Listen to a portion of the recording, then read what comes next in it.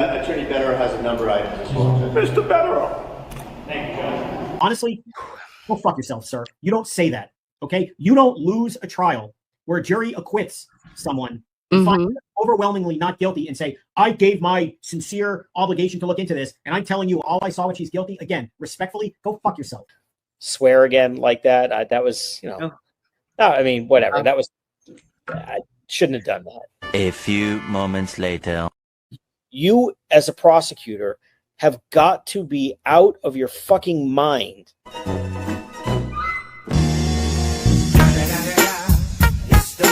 Nose. Dude, Jimmy, look at those ears. The ears don't bother me as much. No, I don't trust a man. I don't trust a man with a lobe like that. No, really, not a fucking chance. The mouth is butthole to me. Very thin, paper thin. The nose. Oh, the nose. The brows. Well, listen, I will tell you though, I kind of like a fucked up nose on a guy. Like a big old honker. I like a big nose. Old nose. Give me that beak, bitch. You know? Yeah. Like, I'm into it. Come over here. Cluck, cluck. Yeah. I see some chickens that went moving on up in my biz, cluck, cluck, running. You gotta be with the kids, the kids, the kids, the kids, the kids, kids.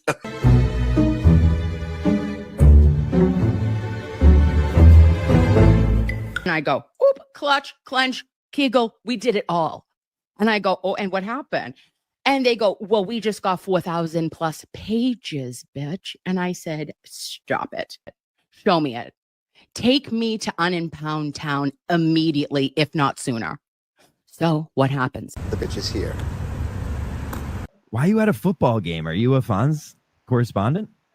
Well, no, because it's only for men over 30. Okay? Have a great night, boys. Fuck off.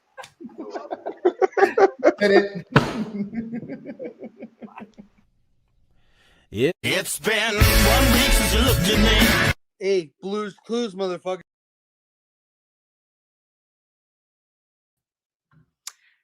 Good morning, lovies.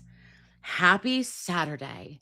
It is February 21st, 2026, and we are gathered here today for a Saturday Sabbath.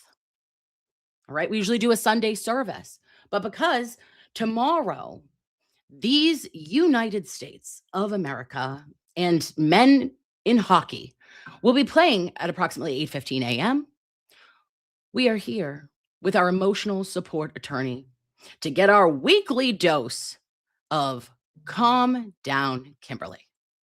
Everything is going to be all right. Let us welcome a man who has been traveling, a man who does it all. He likes to go to Sunshine States. He likes to go to court every day. And he likes to fight for your rights as American citizens. The man, the myth, the legend, our emotional support attorney, Mr. Mark Bederow. Good morning, Mr. Bederow. How are you? I'm good. I was late. I was 2 minutes late. I've made choices. I appreciate you waiting. It's just another day that ends in Y. I have been so timely. That's hurtful. I've been so timely. All right, there was one. All right. Oh. Go. Okay. Non-sponsored. Am I Zabar's coffeeing? Absolutely not. What do I have in here, Mr. Bederow? Theraflow. Oh, because your girl is ill. Feel better. Oh, you know what? Listen, I feel better. I have an ear infection and I have a sinus infection. Can you believe it? Double whammy. Double whammy. Double whammy. I feel slightly deaf, and sometimes I feel my brain is reverberating what I'm saying. So if I'm talking loud at you, I'm always loud, but this feels louder, you know? Kind of a loud talker anyway, so I do. Let's be like, honest. I don't see the difference. Yeah. Thank you. Well, I missed you last week. And I know that you were having fun. You were living your best life. Why? Because you were where your hoodie says you were, not at Arizona State College, but you were in the state of Arizona. How was your trip? Well, I was at ASU as well, University College, and just Phoenix, Scottsdale area. Yeah, great time. personal, some quasi business getting set up maybe for the future as well. Hoping to go back there in April with the boy to take him around and kind of explore possibilities and start the next wave of my own potential semi-migration, perhaps out there. We'll see. Really? Not plant a flag, as they say. Well, that's big doings. We'll see. Is this breaking news? Are we getting an exclusive? Maybe. No, it's a great place. I love it more than any other place in the country. Oh, really? It's a growing place, and there's always a need for more lawyers in places like that. So we'll see. I love that. Also, I did want to say about Arizona. I think I've only been there one time, but like I like a dry heat. It can be 120 as long as it's dry. When I'm in the south, when I'm in the southeast of our country, either at the beach house, or like if I've gone to Florida, the moist, it's the humidity that just I'm unwell over it. It makes me psychotic. Look, when you're out there in the summer and it's 115 degrees and dry, it's hot. I mean, that's hot. But when you're out there last week in mid-February, 75 degrees, sunny, dry, not a cloud in the sky, it does make you scratch your head, ponder the meaning of life, and say, what the hell am I doing in the Northeast? Right. Absolutely. You start asking those questions. Why did I ever leave the Southwest? So we'll see. I love that. And your son, just a reminder, is he Mia's grade? Is he 10th or 11th? He is in the 10th grade. 10th grade, yeah. Oh my gosh, that's huge. Mazel. I hope that he loves that, because that's where you went to undergrad, right? I did. Yeah. Yeah. Don't worry. I know I know everything from your growing up and where Framingham, and then you went to Arizona State, and then you went to New York, but that's okay. Don't make it weird, Kim. So I love that. I'm glad that you were able to do that. And hopefully maybe I could get an invite if you do plant a flag out there and make an office. Wouldn't that be sick if you had like Bederow Law AZ? I don't know. I'm just saying. Well, again, certain states you can waive in, you write a check and you can become admitted. The only states that don't really allow that, as far as I know off the top of my head, are Florida and California. Oh, or Florida does not want the invasion of New York attorneys doing part-time, things like that. They have a different view of that sort of thing out west, at least in the Southwest. I like that. I like it a lot. We'll say better call Bederow. We'll get a sign. I'll do a billboard for you. Just saying. That's New Mexico. That's a whole nother. Well, listen, let a girl dream. Close enough. So we haven't spoken since our Patriots lost, and I just wanted to really, really set this home for us, because my confidence, Mr. Bederow, you couldn't have told me shit. I was who I believed it. I thought I was willing it to existence. And that game, I thought maybe, pack it up, Kim. What happened? it was not in my opinion, it was just a bad Super Bowl. The game was terrible. It was not enjoyable. It wasn't even for a neutral fan a good game. The reality is we all kind of drank the Kool-Aid and got excited and maybe overstated, what the Patriots were. They made it to the Super Bowl. They did.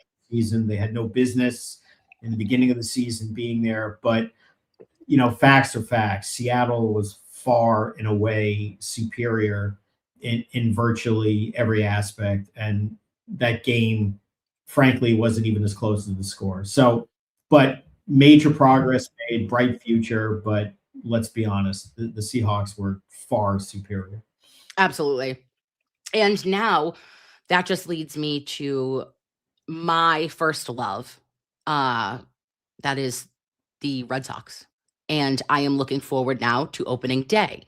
And I was just wondering, because I've done that with my mom, made that like a tradition for me when I was little, and we still to this day, I'm at opening day for the Red Sox home opener every single year. Really? And I'm going to be there this year, clearly. Looking forward to it. There's nothing to me like Fenway Park, Yawkey Way.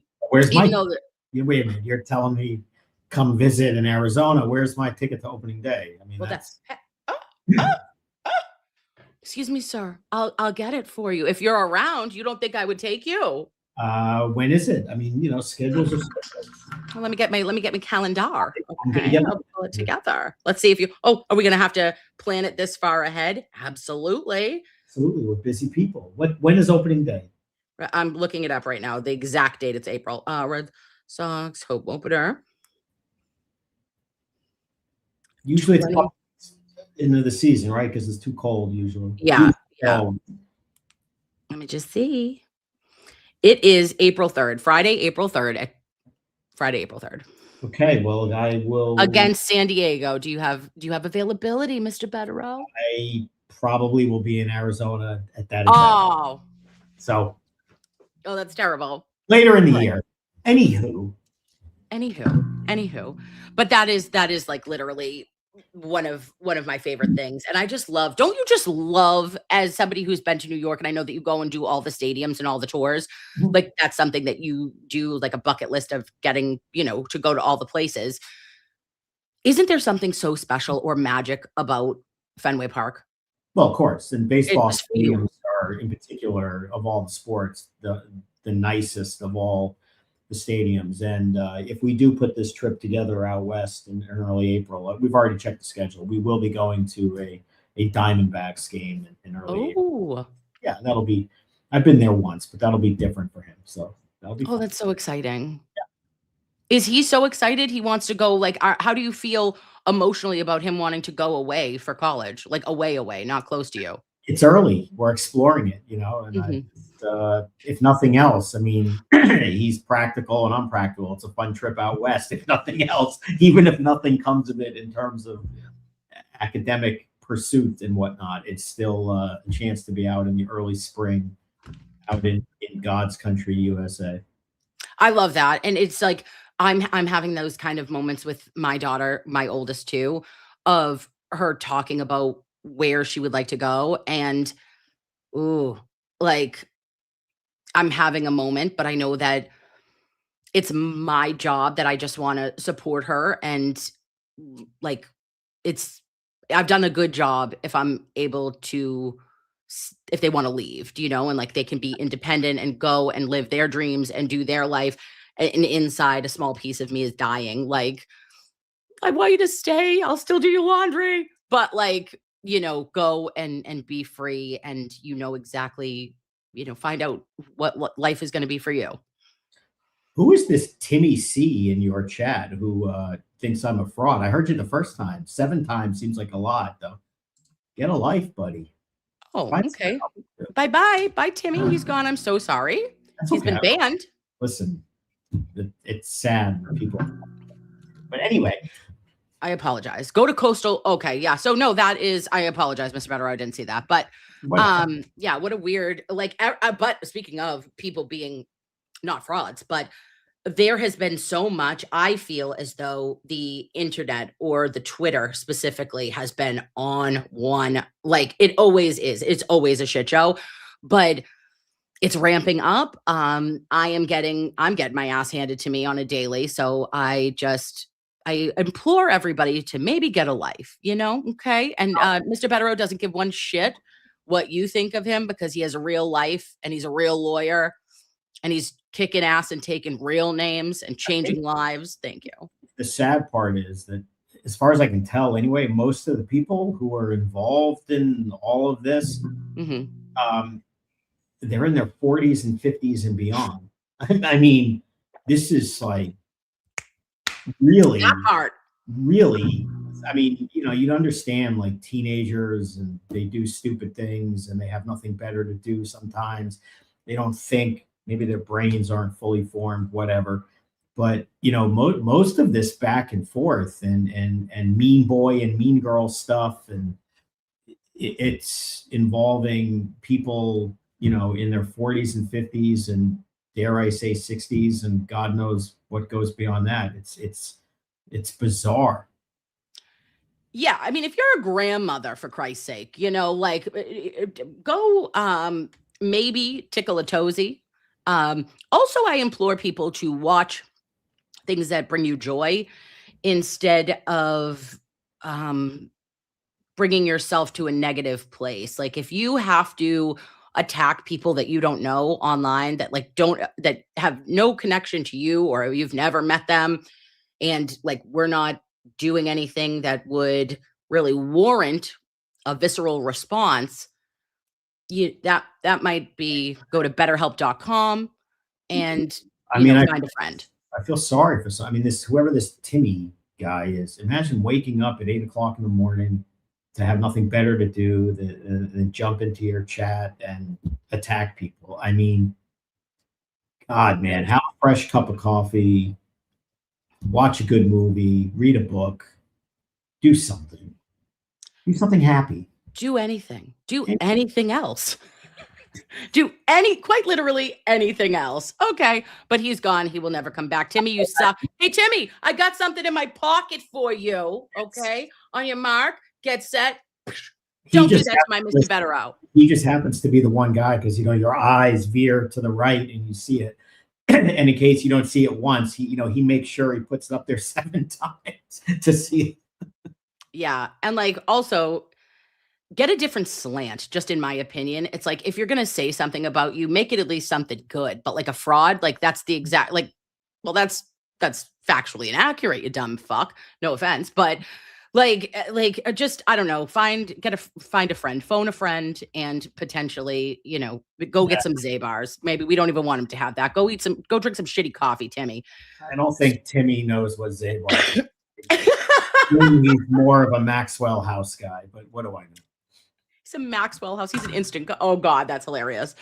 And he's probably a grandfather. Okay, Timmy, that's rude. Okay. So now, since we have last spoken to each other, though, there has been like so much cases wise, and I need to pick your brain. We need to talk all the shit because there is nobody, that breaks it down better. So, I would like to go potentially, if it's okay with you. Lauren Conlon did an article in the LA Mag this week, and it was incredible. It's a different case. It's a new case of yours. And, just to throw some more credibility behind his back, that he does other cases. Duh. It's the Andrew Lopez case, and it was a 2011 murder case of a 34-year-old mother of 12, Zorana Horton. And you took this on, Mr. Bederow, because there is some fuckery afoot in that prosecutor's office, and the jurors were not provided crucial evidence of disclosures of payments that were given to eyewitnesses. Is this correct? Yeah, generally it's not a new case. Right. It's a new filing. This thing has been brewing in the background for some time. It's been investigated over a period of time, and it came together through actually Freedom of Information Law, FOIL, not FOIA like Massachusetts. You have acts, we have laws, where he did it from his prison cell. Started submitting FOIL requests, which really developed all of the evidence. But it was a 2011. It's a pretty well-known, if you're in New York at the time, it was a well-known horrible crime because of, this innocent woman was killed. 2 other people were shot in broad daylight in the middle of a busy area of Brooklyn, on a Wednesday afternoon, school's getting out. I mean, it's like the wild, wild west in the urban center. So it was, a terrible thing. Trial was in 2013. Andrew and his brother were tried together. The theory was that his brother ordered him to do it. His brother was acquitted, by the way. But years later, it was determined that the so-called eyewitness, and the only eyewitness, which makes him the most important witness, who was a character, long criminal history, kind of a dodgy guy, multiple names, lies about this, lies about that. But what was not known at the time, and this was a common thing in Brooklyn, and I know, we've talked about this in the past, you've heard me rant and rave about the Charles Hines Brooklyn DA's office and comparing it really to the Morrissey Norfolk DA's office. That was the closest comparison that one could ever find to that. In any event, the witness, it turns out, didn't want to testify before trial, but he did ultimately testify. He claimed that he was testifying for no other reason than doing the right thing. I'm a good guy, whatnot. And the prosecutor vouched for his credibility as, we need more people like him. There'll be less criminals like this other guy. And what the defense didn't know, the trial defense, the court, of course, and the jury, most importantly, didn't know was that actually the man ultimately agreed to testify right before he testified because the Brooklyn DA made a written agreement with him and provided him with thousands of dollars of cash and other benefits, free hotels, moving expenses, storage fees in exchange for cooperating. All of this was suppressed from the defense. They were asked if they had any Brady material. They denied having any. And unfortunately, this kind of stuff happened back then in Brooklyn all the time. So yeah, we developed that evidence. It's filed, and we'll see how they respond. It is a different DA's office there now. It's very different than it was. It's not perfect, but it's a lot better. And they certainly take these allegations more seriously. And then we'll have to wait and see how they respond and go from there. Yeah. Is there a feeling of, like, if you were to give me, not percentages because I know you can't, but is there an optimistic feel because of the new office, the new people that are in the DA's office? You can't. I'm not going to predict how they react. Right. The bottom line is they didn't disclose the evidence. The evidence is obligated to be disclosed. They didn't do it. I can't fathom a situation in which they claim it was. The motion includes a sworn statement of the trial lawyer. I didn't get this, and if I had it, I would have used it, which is standard in these kinds of motions. That's why it takes a while to put these together. You have to find the lawyer, show them the evidence, show them, the trial transcript, refresh their recollection, and get them to explain to you what they might have done or not done had they known about it. Then, of course, in any of these situations, you often will have a DA argue that, well, even if we didn't do this, so what? He's guilty anyway, so it doesn't matter. And, we'll have to wait and see. They'll argue that the other evidence supports a conviction. And what we're simply saying is he didn't get a fair trial. And anyone who's charged with a crime, no matter how serious, awful the crime is, the person is entitled to a fair trial. That's it. Anyone. And it didn't happen here. So the ask here is simply for a do-over with a fair trial with full disclosure. And if this witness is going to testify for the DA, simply disclose the evidence that you are constitutionally obligated to disclose. Let the defense use it as they see fit. Let the jury assess his credibility with a full understanding of all the problems with his credibility. And then they issue a verdict. And you know what? If it's a fair trial, the verdict is what it is. That's how the system's supposed to work. It failed here. That's not what happened. Okay. Well, and how long have you been on this case, Mr. Bederow? It's not a new case for you. It is since how long? When did you get to retain you? Yeah, it can be time. You have to review the whole transcript, all the evidence, learn. When people make FOIL requests, or FOIA, again, depending on where you are, it takes time to get them. Sometimes you have to litigate. They don't want to turn over certain things. There are exemptions, exceptions. Then you have to, interview people. It can really take time. These aren't things that you just whip up and throw together 5 minutes after somebody calls you and says, listen, I got screwed. I didn't get a fair trial. You have to be confident in what you're arguing. But this one is, pretty straightforward. Any lawyer understands that if you give a witness money and other things that they want in exchange for them testifying as part of an agreement, a promise, an expectation, But that has to be disclosed. I mean, that's Yeah. lawyer 101. I think a 15-year-old child would understand that. Mhm. And they didn't do it here. And this is not a unique outlying case. If you go and see the other cases that were going on in Brooklyn at that time, this was a common thing. I mean, they even had a thing that we now know is called the Heinz Hotel, where they would put witnesses in hotel rooms and give them free hotel rooms and say, instead of going to jail for being a non-cooperative witness, we'll put you in our custody, which is really just a hotel room, and we'll say, you're in custody when you're not. This is what was going on in Brooklyn back then. Yeah. And when did he retire or leave? He was voted out in 2013. Oh, 2013. Yeah. He was voted out in 2013, and he's been gone since, and he passed away maybe 5 years ago.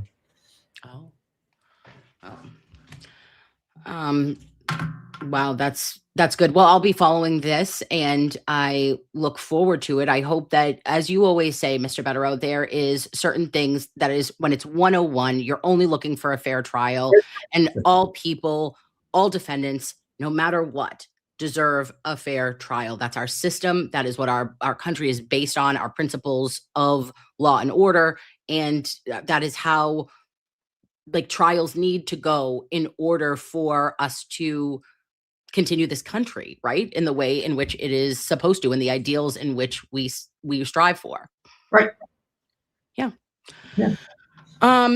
Another thing that was shocking to me. Also, sidebar, I just want to say, listen, guys, I don't watch the chat. You know this. I talked to Mr. Bederow. I'm going to tell you, come in here if you dare and talk wild or reckless to Mr. Bederow. I'm quick. I'm quick like a gazelle. You will be banned. You will be done. Do you hear me? Mr. Bederow comes here, joins us on his free time. This is our friend. And all my mods, I love you to death. I'm on it. You're on it. Do not allow another comment, and then chat. Let's keep it rolling. Keep your good vibrations. Okay. Sorry. That's it. I would just ignore these gnats. These are clearly people who have no life. Just ignore them. Swat them away like gnats. Yeah. Yeah, I'm going to swat them away. It's just how many accounts do you have, you dumb asshole? Because you've done this and it's clearly the same person. I don't know, whatever. Listen, at 8:30 in the morning on Saturday or wherever you are, if you have nothing better to do, you should pity these people. I mean, honestly, just thank God every day you have, family, people you care about in real life, and don't have to live in a chat room trolling people on the internet. I mean, what a sorry existence. And JC, I totally understand that. Listen, babe, people say, I know he has thick skin. We're not saying that he doesn't. He absolutely can handle it. However, here's what happens is that one thing leads to another, and then the chat goes off the rails. And then Mr. Bederow is we're trying to talk and have a conversation. And I don't want anyone to be if you don't have anything nice to say, here's the thing, you don't watch it. Don't watch it. We're not here for everybody. We're Zabars, babe. You might not like Zabars. Maybe you are a Maxwell House kind of person. And you know what? That's why you have options. So I'm going to say kindly and gently, get the fuck out of here if you don't want to watch it. Okay? Thank you. And you will respect Mr. Bederow when he's at my house, in my opinion. Thank you. So yeah, I know that I'm going to ignore it from now on, and I will ignore. I am just ignoring here. But Enrique Delgado Garcia, huge revelation this week, was the indictment of 4 officers, 4 Mass State Police, right? For manslaughter, 1 for perjury. Lady's name was Jennifer Penton, I believe. And she actually worked with Brian Albert on Boston's Finest, the connections. That means nothing. I'm just saying she knows someone who knows somebody, and it's culture. That's what I was saying. And not that they're connected in case-related connections, but it's oh, okay. And so they've been indicted on this. There is still not an arraignment. And something that boiled my blood, Mr. Bederow, was finding out that post-commission, they've been suspended, right? Clearly. but they were suspended with pay. And I know that a lot of people were saying because of the unions, you get suspended with pay, etc. But per actual mass statute and law, if a police officer has been indicted on a felony charges, different than misdemeanor, not convicted of, indicted on a felony, it is very rare for them not to be suspended without pay. Like, so I was just wondering, do you have any thoughts on that? Yeah, no, I mean, they're an indictment, although grand juries, I mean, everybody says it and everybody's become familiar with it, indict ham sandwiches. That's very different than just, an allegation that's thrown out there that, we think somebody did something. A grand jury heard evidence and voted an indictment. And, these are homicide indictments. Yes. For manslaughter, for basically, recklessly causing the death of, another, I guess, cadet at that point, someone who was about to become a state trooper. The optics of them, especially in that agency, with all the problems that they've had, being suspended with pay is a terrible look. I know they don't even have a court date set, apparently. They haven't even surrendered.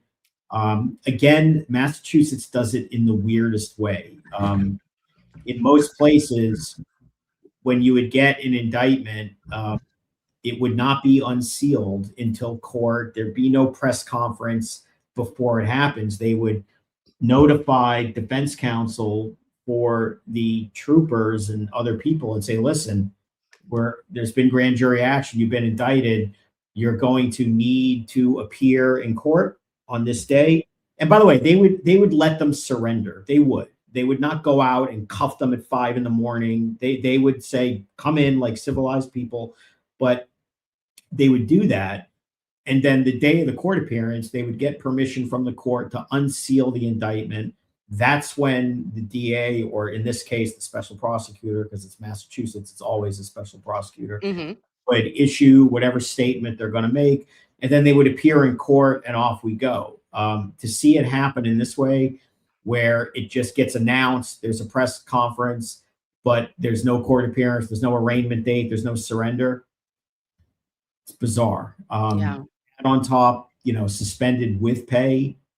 It just means that, the taxpayers are paying these people, and they're entitled to all due process. And, of course. And a vigorous defense. And these are tough cases. I mean, a manslaughter case where you're not charged with literally hitting someone or causing their injuries, but for the most part, just being so cavalier and so reckless in supervising whatever the hell they were doing with their fighting and boxing and all of that. Don't think for a minute that that's an open and shut case. It's not. I mean, that can be very tricky for causation and what they knew or should have known and what a reasonable person would know and all of that. But having said that, they have been charged formally by a grand jury with essentially causing the death of Enrique, and probably a suspension with pay would be appropriate. A court date would be appropriate. And, a surrender. I mean, it doesn't look serious when it's just announced and nothing happens. Yeah. Right. Like, that is another blunder almost, because it feels like you had this entire Joe Early, the Worcester DA's office.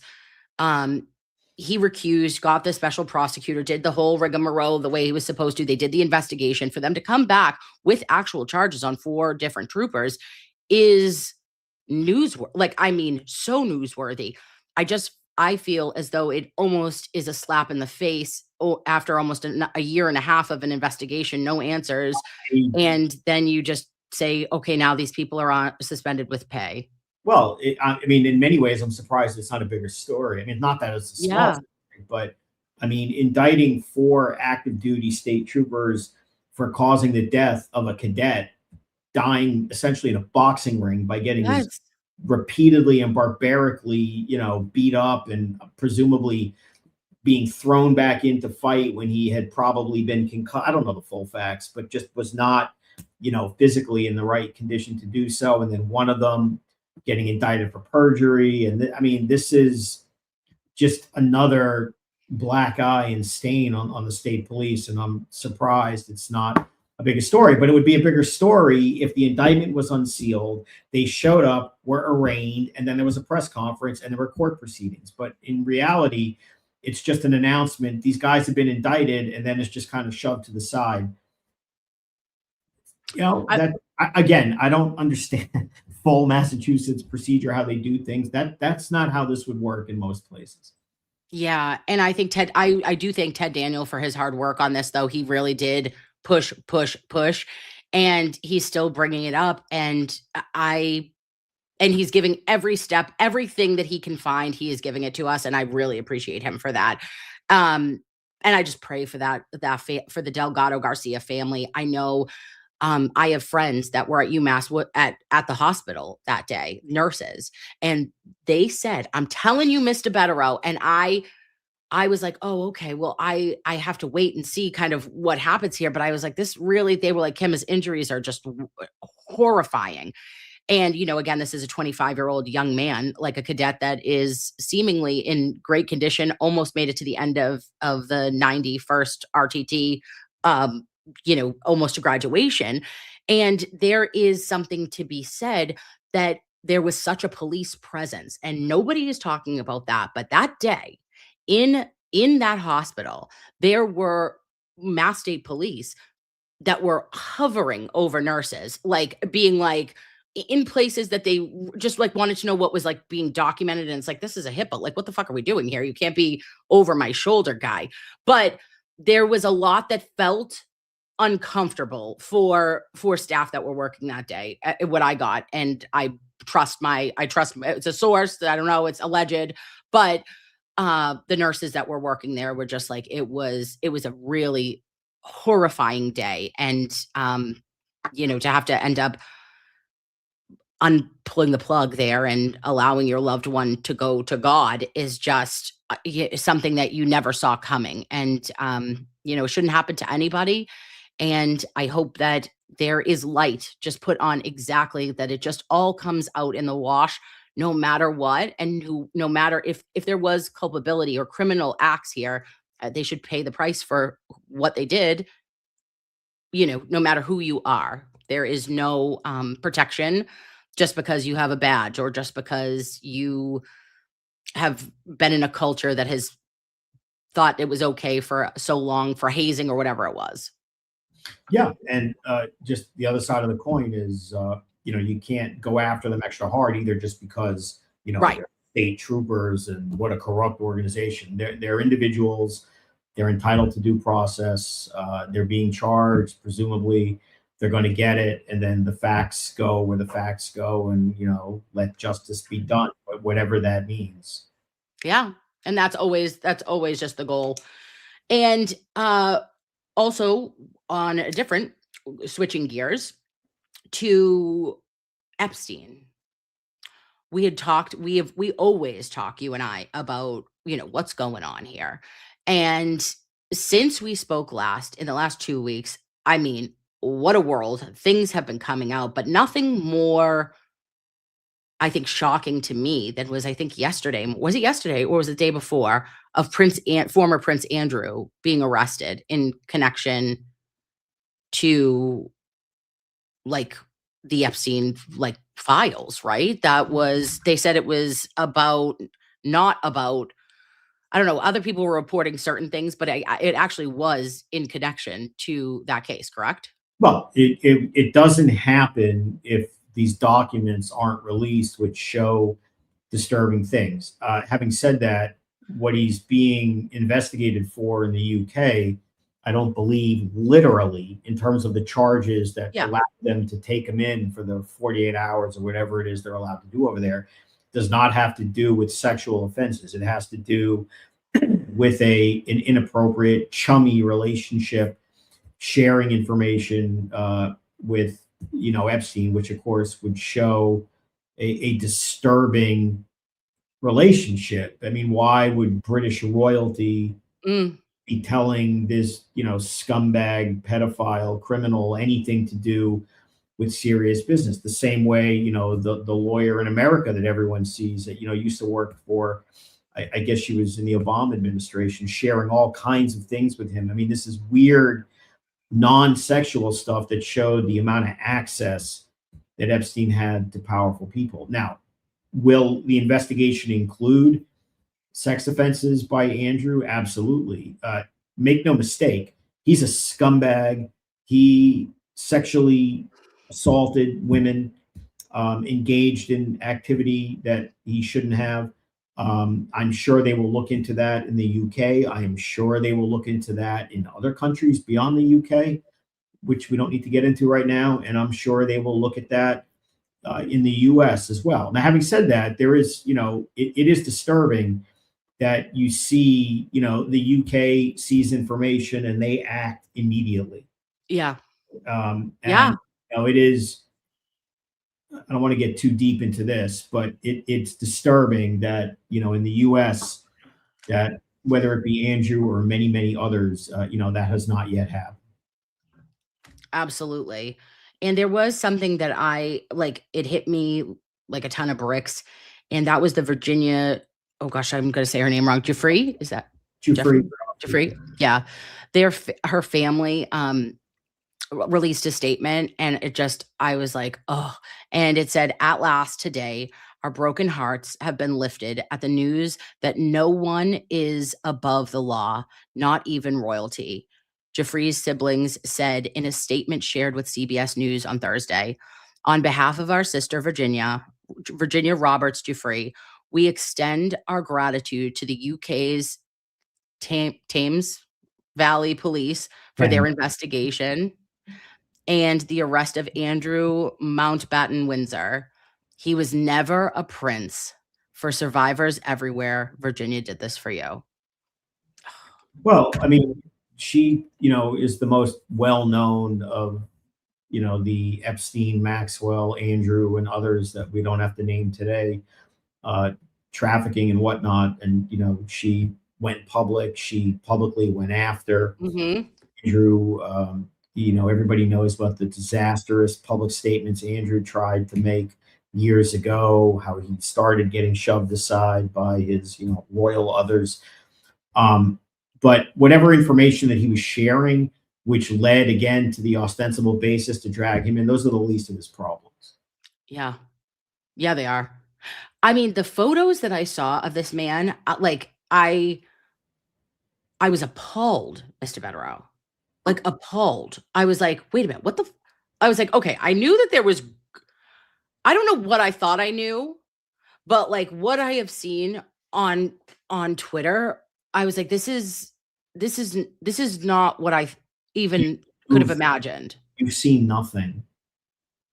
It's a lot worse than, I mean, there are allegations that you'll see on Twitter where, information has been released where certain people have gone to the FBI and alleged, this happened, and this could sound shocking.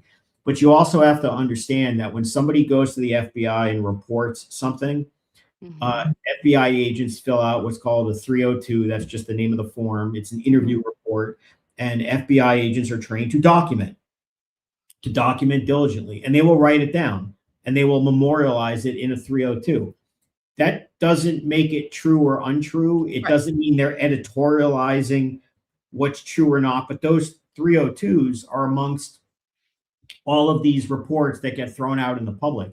So the problem with just mass dumping all of these documents and saying, oh, this person is in the Epstein files, which I hate that terminology, that in and of itself doesn't mean anything. I mean, there are bad actors who are named in documents that have been released, and not all of those allegations are necessarily true either, whether it relates to, the Clintons, other people, Jay-Z, yeah, whomever, there are all kinds of people. Oh, this person's named in the files. If somebody's mentioned in an email about scheduling a meeting, people need to calm down. That's not proof of, oh my God.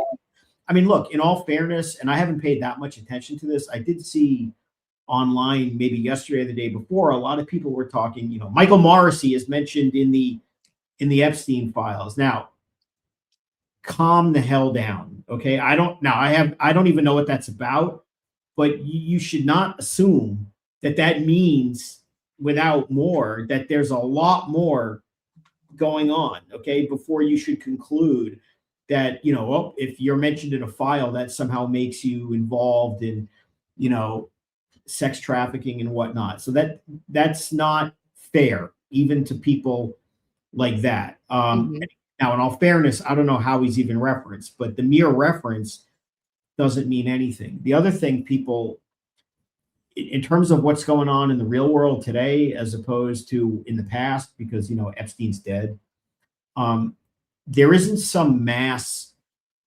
single organized conspiracy of where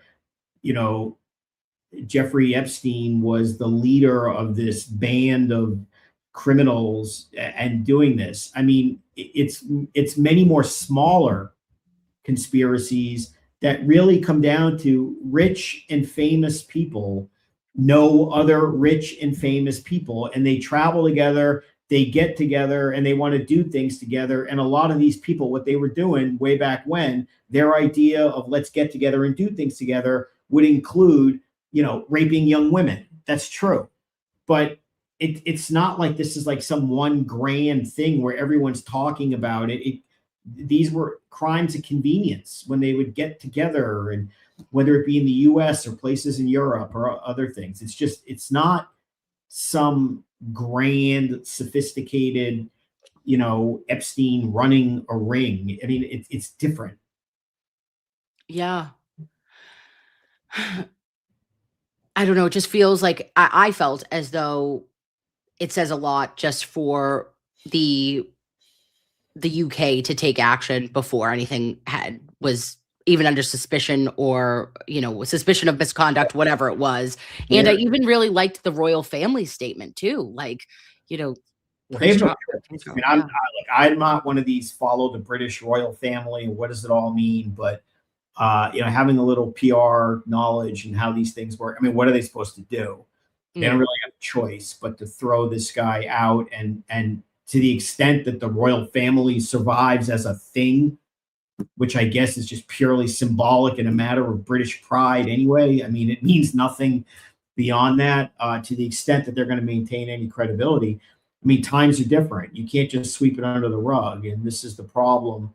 There's finally a reckoning of people who say, we're not going to tolerate these rich, powerful scumbags going out and sexually abusing, innocent young women, men, whoever. And so that's a good part of this, that people finally have had enough, that no matter who you are, we're not going to tolerate that. And that ought to be a shot across the bow. I mean, if you can go after a defrocked prince to the royal crown in the UK, what does that mean?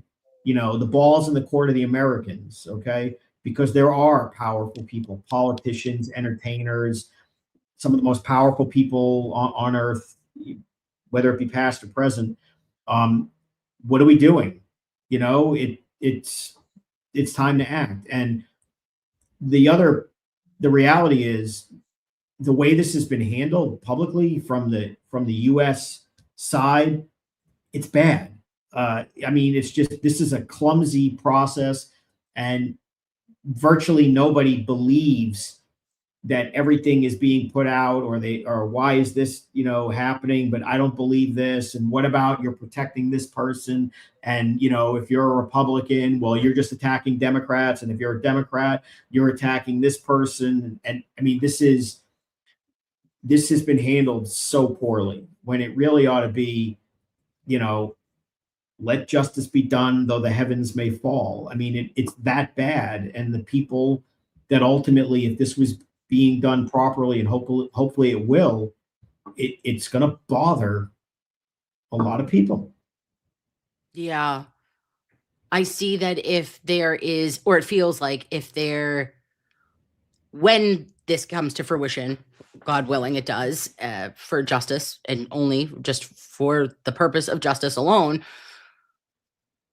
I think that it'll probably like you say, Mr. Bederow, from me seeing just the photos and the videos and whatever that I have, which is on a minimal basis because I can't go in and sign in and actually do it. Like I'm just seeing clips because I get like triggered by it for some reason when I saw how young or when I saw the like children laying like down, like just seeing like children and like some sort of like whatever kind of playful whatever you were doing on the floor. Get off the floor with a kid that's not your own, you weirdo. Obviously, that stuff is disturbing and gross and perhaps illegal depending on what followed in that particular circumstance. Mhm.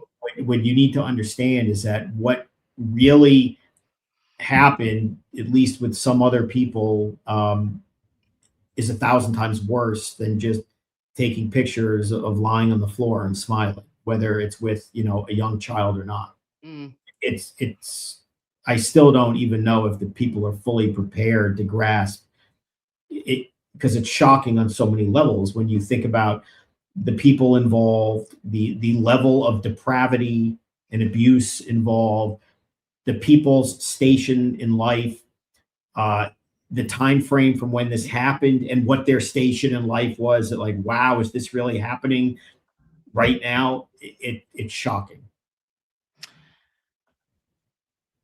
Somebody wrote in the chat, Mick Jagger. Blink twice. If Mick Jagger. All I've said to you in the past is my music favorite is dramatically altered. I know. From the past, and even, news this week of certain musicians, very, very. What? I didn't hear. What happened? What? Just, follow the news. It's just follow the news. Oh, well, sorry, I missed it. Well, the new albums come out and not, but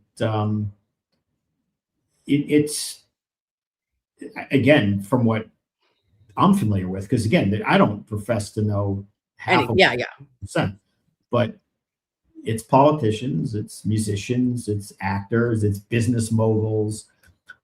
I mean, it goes on and on and on. And it's men, it's women, it's sick. Yeah, it is. It is sick. And I am disgusted. I don't know. The more that we see is the more I am appalled, because it was like, I thought I knew, or I thought I knew what I thought I knew. And then it's just like, keeps going. You'll be more appalled when you know who and what.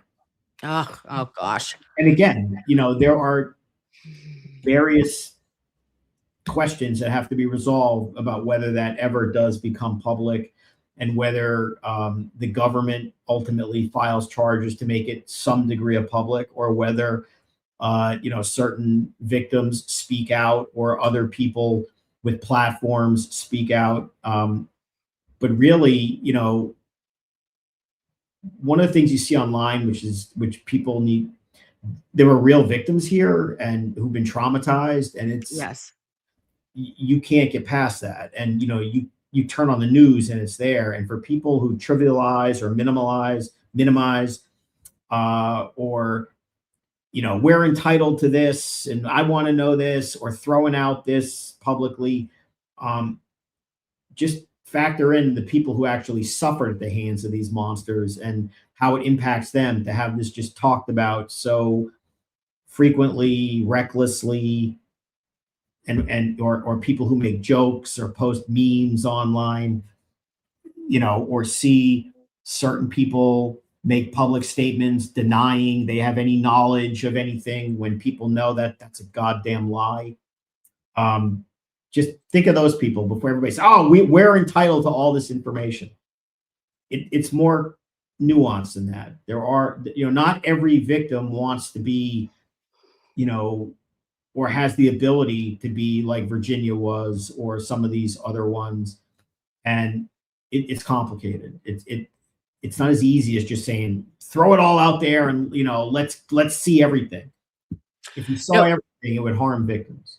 Absolutely. And that is so important for like trauma informed care and having this on a 24-hour news cycle and for the victims and survivors, or rather, you know, that triggering of their of what complex PTSD that they may have from it, or the inability for people to have humanity for others is on display when it is a hunger that like you're demanding this information and you want it all to come out without having that sensitivity for humans that not only lived this but now are re-traumatized, having to see it all play out in the way in which it has, and in a fumbling way in which our government specifically has handled it, right? So this shouldn't be, in my opinion, controversial in any way, shape, or form. I want to know, I don't give a shit who you're affiliated with, what is at the end of your name, an R, a D, an independent. I don't care. All I want to know is that bad guys and bad girls whom have preyed upon the youth. It can be very traumatizing Yeah. for a victim of this to see, for example, where someone like Ghislaine Maxwell makes a sworn statement to Todd Blanche and lied. And let's be clear, she perjured herself. And for a victim who knows that, to see that, and then see that she gets transferred to a cushier prison and now she's screaming, yelling, refusing to testify, where she can't control the narrative, and then says, oh, but, I will exonerate all these people, including the president, if you do this. I mean, who the hell is she to make those demands? I mean, does she take cream and sugar with that? I mean, it's disgusting. And you saw some other people last week going on camera, doing a press tour, in anticipation of some upcoming testimony this week, making statements of, I don't know anyone. I don't really know these people. And if you're a victim and you know things and you see that, I mean, it's just grotesque. But this is the way these powerful people have always been. They will say anything to avoid accountability. And for years, it was never a concern. I mean, this is a recent thing, right? This is only something that's happening in recent times where the public has finally decided enough is enough and there ought to be full accountability. But the bad actors from years ago, they're right back into the same, denial and everyone will believe us and we can say whatever we're going to say to get out of this. And, not anymore. Not today, Satan, and not in 2026. Okay. All right. On that note, I think it's time for what? Zabar's coffee break. We'll be back, for goodness sake. Bum-ba-ba-dee-doo-doo. We're going to listen to the music that makes Mr. Bederow want to never come back to our house. Ba-da-bee. Get jiggy with it, lovies.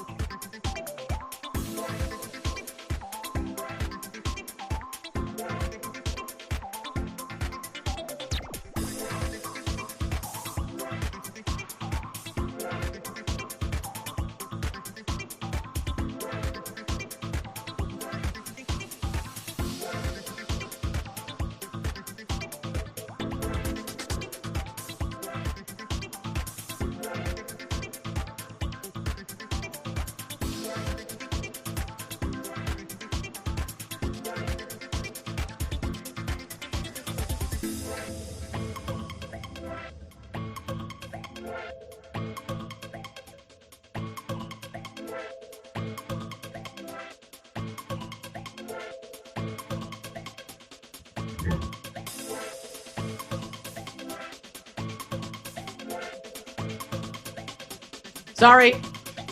Yeah, I had to leave that alone.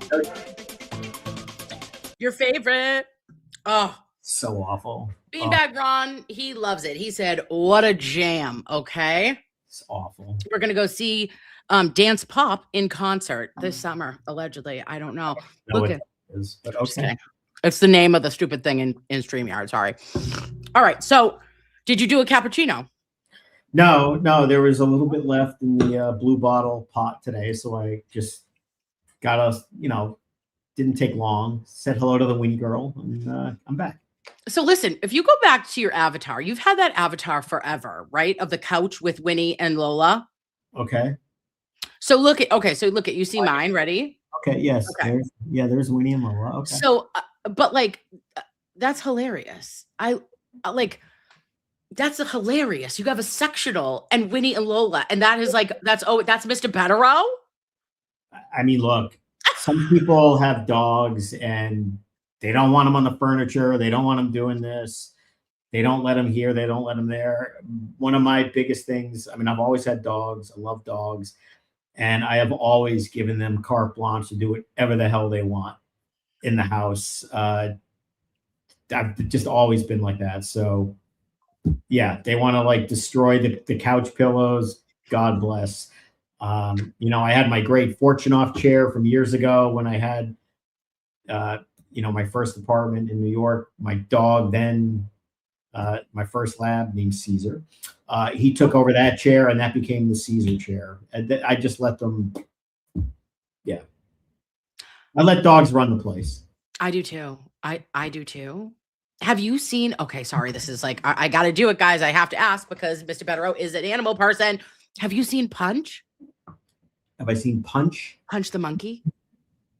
I have no idea what you're talking about. Okay, never mind. Here's this monkey, and he has a stuffed animal, and he lost his family, and he's you haven't seen him. No. Okay, all right. He is my algorithm. He quite literally is my algorithm. Okay. And then they put him in this they put him in this enclosure, and he got a hug from a mother monkey, and I was like, I'm crying. Are you shitting me? I want to watch it like the Truman Show. Put it in my veins. I'm obsessed with it. Okay, but allegedly, monkeys are well, they're smart. They're like Bloods and Crips, and they start fighting each other, and they're like, get him out of there. And I go, I'm sorry. Are you telling me that his life is at risk being in this enclosure with family that is not his family? So I don't know. There's a lot happening here, but he has an orange orangutan stuffy that he brings everywhere. And I just, sends me to another dimension. Monkey. Okay. Yeah, he's awesome. Love Punch. Everybody. See, some people don't know. It's so weird that our algorithms are so different. When you say, are you familiar with Punch? I thought you meant Cuban cigars, Punch brand. I mean, yes, but Punch the monkey, no. Would I know what the fuck? Would I ever know a cigar brand? I can totally picture you with a cohesive social. Absolutely. What are you talking about? Okay, shut up. I feel called out. Oh, okay. All right. So what are you saying? What are you saying, Mr. Bederow? We're gonna go. Nothing. I love out, and it's me and all the Italian men. Yeah. Okay. So what? My Uncle Brian went over to the smoke shop, and we used to go to this freaking glass house and sit down, and then the boys have rocks glasses. Yeah. Okay. Don't make it weird. Yeah. All right. I have, but I don't know that brand. There are a few things that are more relaxing than a good drink, a glass of wine, and a good cigar, and an hour and a half of good conversation. Okay, well, noted. Yeah. See you there. Okay, meet at 2:00. No. All right. So then next into the cases of our humans. What do you think about Bradel did a well, can I talk about? Well, yeah, I could just ask you what your thoughts are on the motion to recuse for Kelsey Fitzsimmons for Judge Kathleen, who was an actual delight, not, and not her candor, but her demeanor and her bias that was shown potentially at the time of bail revocation in September. What are your thoughts? Well, I mean, her judicial behavior, demeanor was very poor at that hearing. We all know that. All that's disturbing, sending her back to jail on a technicality over all of that is troubling enough, but that's not really the kind of thing that would ever get a judge in trouble or removed. The most recent development, which was the, ex parte communication and investigation with the probation officer on her own without notifying counsel, that's disturbing. January? Yeah. It's actually disturbing. That absolutely would be a legitimate basis to create at least an appearance that ought to require her to recuse herself. Of course, it never got to that point because they just decided, she's not assigned and whatever. That certainly solves the problem in terms of Fitzsimmons's case, in terms of having the judge, whether that is something that ends up in front of a, judicial commission on, judicial conduct is for someone else to say or not. But that's very disturbing. Judges should not be doing active ex parte investigations on matters in front of them involving bail and not informing the parties and essentially questioning a witness and trying to impeach a witness that might be favorable, in this case, yes, favorable to the defense's application. That was very disturbing. Yeah, absolutely. And I mean, that case specifically, I think as a mom, as a woman, and well, she's Essex County, but I think Middlesex County, like you're just looking at this, and it's just heartbreaking. And actually recently to a Facebook group, Kelsey had posted a video just of like raw, real emotion for her at her son's first birthday. And it was just her, I think, discussing and letting out to people what she had been feeling kind of inside. I don't think she said anything, in my opinion, Mr. Bederow. Nothing was said in that video that could have ever been like used against her, but it was like a little controversial whether she just wanted it to stay on the Facebook or if it was okay to share in other places. Unfortunately, if you do post on social media, consider it to be everywhere. But I found it to be powerful. I found it to be palpable. I found it to be something that really tugs at the heartstrings of people. And you see this woman and you feel the real raw emotion of it. And I don't know. I just think that would have, and I know that she probably should not talk maybe because you don't want to be talking about the case, but she didn't really talk about the case. She just talked about being a mother and missing her son and wanting to do anything to see him. Yeah. I mean, I did see the video only because I know there was all this, drama about it, why is this being shared or not? And I'm not getting into that. I don't care. I think that is like, again, there's more important things in life to argue about than people screaming and yelling in either direction over whether it is or it isn't.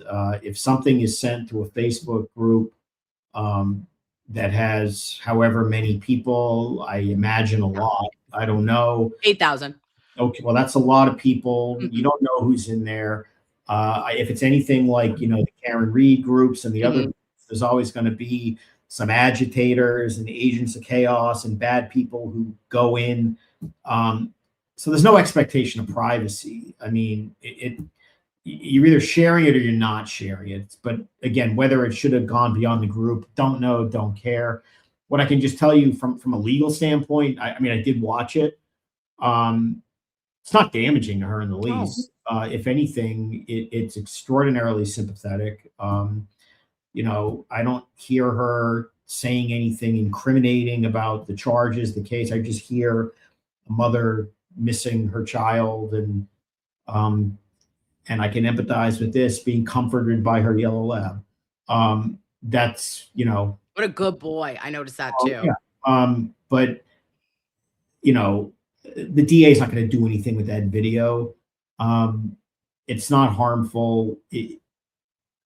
It's sad. Now, as far as the case itself, I don't really know that much about it in terms of how meritorious or not meritorious her legal defenses. I have my own thoughts about what'll probably happen in that case. I think it'll probably be a happy ending for her. But I don't know. I don't know the full facts or anything at all. That's they'll have a trial, the evidence will come out, and a jury, or judge, who knows, will do its thing.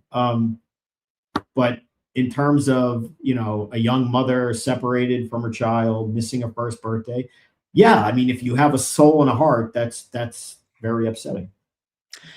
And I was just kind of like wondering if maybe because if you're not somebody who is front facing on social media, maybe there was like an embarrassment of some sort of like, okay, I cried, like I was emotional online or whatever, and I thought I was just sending it to one place, and I didn't want it to be going.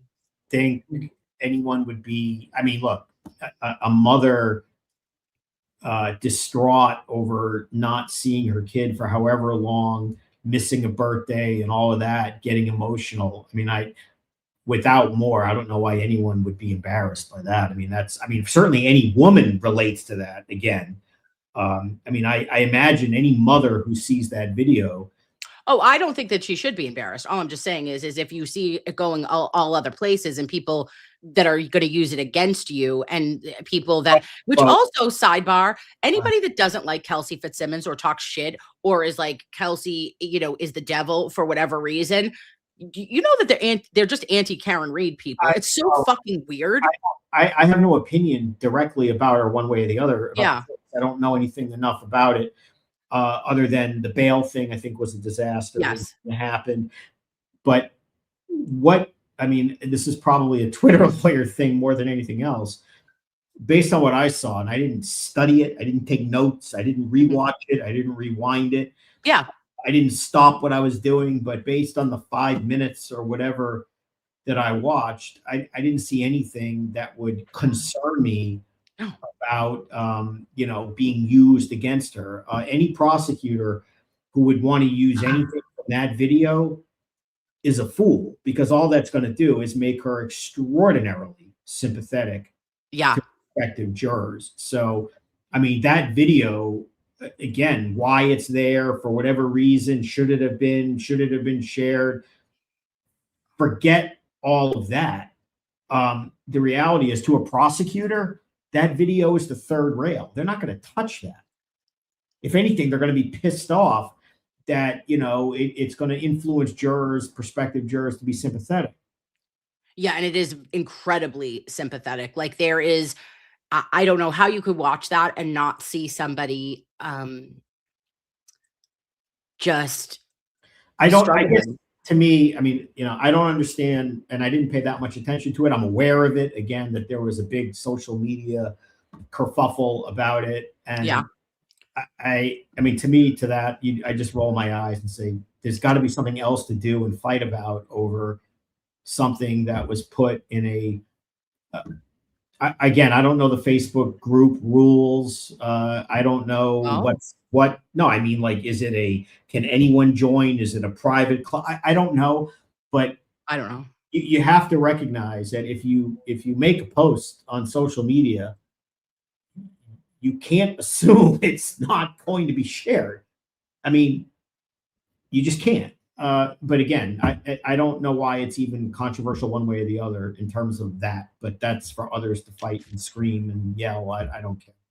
Yeah. And all I just said about it, like I ended up not sharing it. I just talked about it and like the impact of it, because I just didn't want to touch it with a 10-foot pole of being any kind of drama. I just wanted to say that I felt moved by it. And I thought that she did absolutely nothing wrong and that it was very sympathetic to her. That's all. And that I, pray for her and for her son, and that, justice is done for her as well. Now what we got to talk about it a little bit is the Guthrie case, because I'm out of my tree. I was I was dialed in to this so much, Mr. Bederow. Which case? Guthrie. Nancy Guthrie. Yeah, no, I Arizona. Savannah's mother. Yeah, yes. Okay. I was dialed in. I was like, what is happening?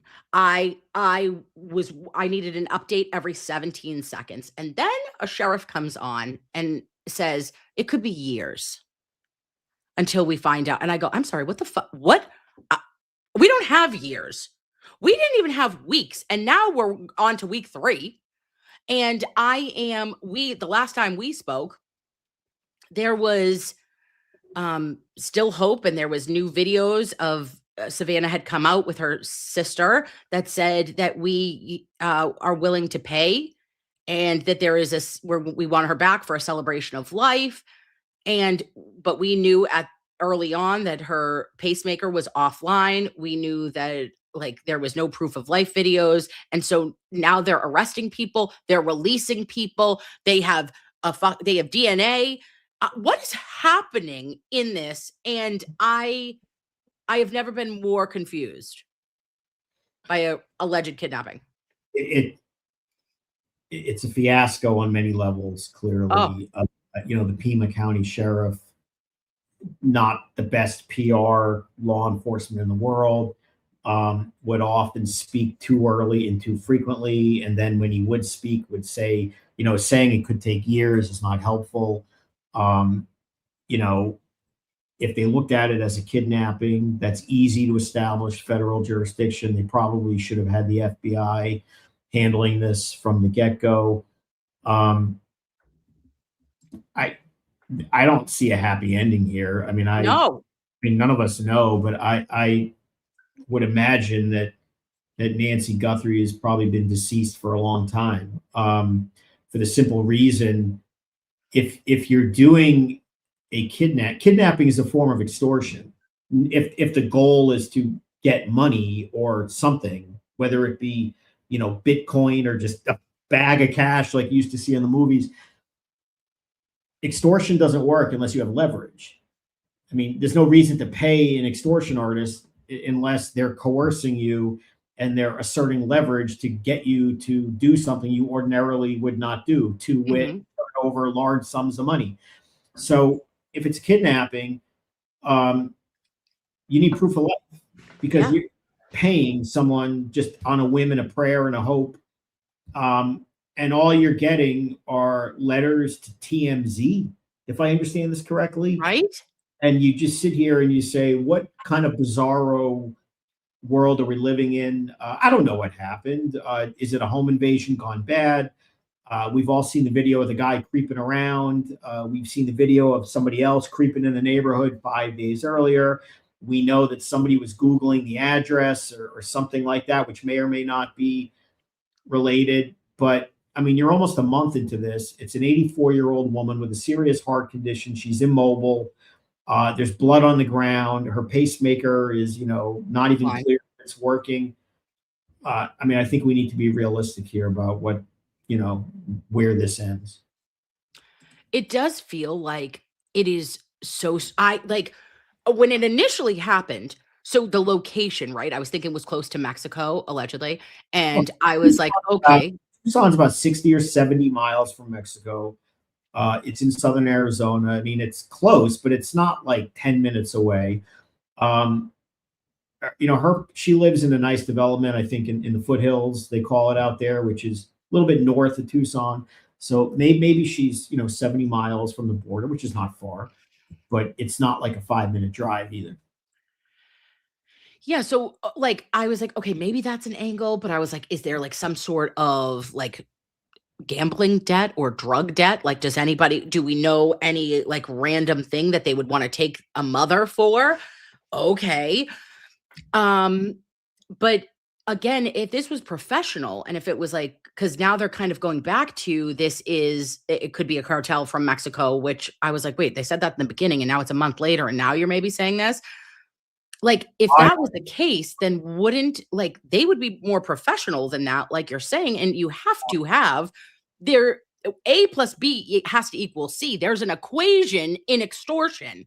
And this is not following any equation that would make sense for you to get money and for family to get member back. I don't know why a Mexican cartel, and again, I don't know what the hell happened or not, but why a Mexican cartel would want to kidnap and potentially kill or hold hostage an 84-year-old mother of a host of the Today Show. That has nothing to do with the cartel, nothing to do with the business that they're involved in. That makes no sense to me. But again, who knows? Well, who knows what the sister does, though? Do you know what I mean? What if the sister has a gambling or a drug problem? But this goes back also to segue to 30, 40 minutes ago, and then people see, oh, there's a reference to Savannah Guthrie or her husband in the Epstein file, so maybe it's related to that. I mean, stop it. There's no that's just wild speculation about nothing. The reality is, based on the video that you saw of the guy creeping around and turning off the camera and whatever, I mean, does that look that sophisticated? Not really. If there's blood on the ground, is that sophisticated? No. Not really. If the goal here was to get money and they're not supplying proof of life and whatever, is that a sophisticated kidnapping operation? Not really. If you're communicating with Harvey Levin of TMZ as your outlet, I mean, again, who the hell knows? It just seems like a terrible crime, probably resulting in the death of an elderly woman, probably, whose daughter is, very famous. It's just tragic. But beyond that, we don't know. I just think it's so weird. Like, I'm not even joking, Mr. Bederow. I was just like, like, it just doesn't make sense. Like, even if it was like, okay, is it an inside job? Then I start thinking, like, is it the sister? Is it the brother-in-law? Like, whatever, because I didn't like that they had weird eyes, shifty eyes. But here's what I'm saying with that is, like, that doesn't even make sense, because now you're just too far. It's too far out. It's so sloppy. It doesn't make sense. Someone needs to break. The FBI ended up actually going to the sister's house, right? They've looked everywhere. They've looked in vehicles. They've done all this shit. And it's like, there's nothing there. So what happened here? We don't know. Something terrible, clearly. We don't know. And I mean, again, the public feels like they're entitled to know things, and people demanding, we need more press conferences. That's not the way law enforcement works when they're trying to deal with an active, fluid investigation. Right. There are times where you don't want people to know what you know. There may be times that you do strategically, but and then some people, I mean, I'm not a fan in terms of the Today Show or Savannah Guthrie at all, but people, I know her. Maybe I know of her. Involved, or maybe, because of this mentioned in these files, or this is what she gets for being anti this or that. Her mother is kidnapped and probably dead. Just have a little grace. She's not involved in this, almost certainly. Just, look at her. She looks terrible in these videos. Her mother's probably dead. She knows it. She doesn't want to believe it, but she knows it, probably deep inside. Just have a little grace and pray they find her alive, or if not, at least are able to return her to the family for proper, burial. Say goodbye. It is like, that is horrific to me. And I will say that, like, anybody, Lovies, if you thought in your brain for 1 second, I know you didn't, right? But there are some people out in the world that did think in their brains, oh, you deserve this for A, B, or C reason. That's sick. It is sick. It is twisted, because I know of Savannah Guthrie. I don't like literally watch the Today Show. Haven't for years, but she doesn't just, her mother is innocent. Nobody deserves murdered, whatever you think of them. The same way, some of these people, in the other very famous federal and state case of New York, where a guy got shot in the back in the middle of a midtown street because he ran a healthcare company. He doesn't deserve that either. Whatever you think of the insurance, I'm talking about Mangione. You can't condone, like, vigilante justice, shooting people in the back because you have a grievance. You're either a civilized society or you're not. And the idea that people publicly would say that, I don't like her, so I could care less, or she deserves this. based on either her politics or anything else or station in life. That's just gross. I mean, her mother is missing and probably dead. I mean, have a little sympathy. And I think you're right, Mr. Bederow. At this point, it's just like I pray for them that they're able to get her back so that they can say goodbye, because that's just what a terrifying thing to have to go through.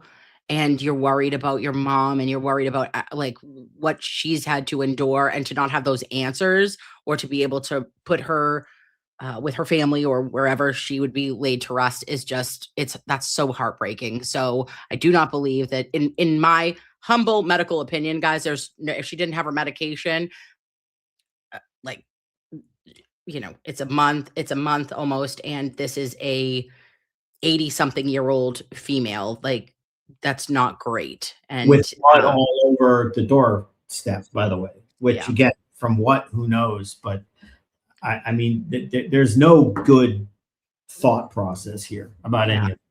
Right, absolutely. I wanted to pick your brain on that because it had been a minute. All right, so now, if we can, Karen's civil trial. There was a couple of hearings since we've met last, and there was first maybe want to do phones? Want to do dueling? Okay, all right, let's hit it, because I'm going to tell you, is there nothing more invigorating than hearing Judge Doolin say, Mr. Bederow, I love him. I can't help it. I want, praise Judge Doolin. I don't give one shit. He is the best. His face says everything. He is an angel baby on that stand, at the bench rather. And he's incredible. Cosgrove could not get his shit together to save his soul. And he said that he was taking it under advisement for returning the phones of Karen Reed, which I believe should have been returned, June 19th, 2025, but neither here nor there. And what are your thoughts? What were your thoughts of that hearing?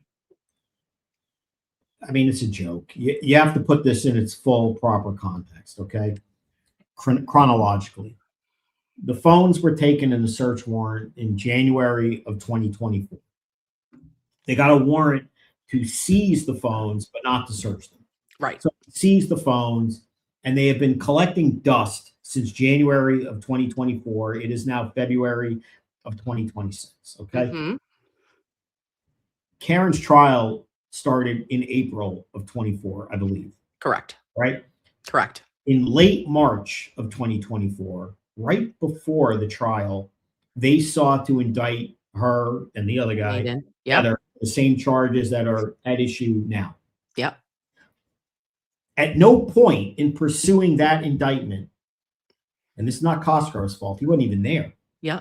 At no point did the people responsible at that time, who were rushing to the grand jury, and let's not kid ourselves, you know why they were rushing to the grand jury. They wanted to indict Karen before her trial, get the attention, try to revoke her bail, da-da-da-da-da. But they skipped a step. They never got the warrant to search the phones for purposes of that grand jury, which is what they should have done. So they just went half-cocked to the grand jury, and they got thrown out. Yeah. And then the phones just sat there, and everyone ignored them. And then what happens is Karen went to trial twice, got acquitted probably twice. Mm-hmm. And then after that, well, we want to investigate her for witness intimidation, of intimidating witnesses who testified or were supposed to testify, depending on which trial, against her, for which she got acquitted. And now we need to search the phones. Are you kidding me? I mean, just put it in that context. Those phones should have been, a warrant to search them should have been sought prior to March of 2024. If that warrant had been signed, which it would have been, they should have extracted the phones, made a mirror image of them, and then done what every other prosecutor in federal and state government does.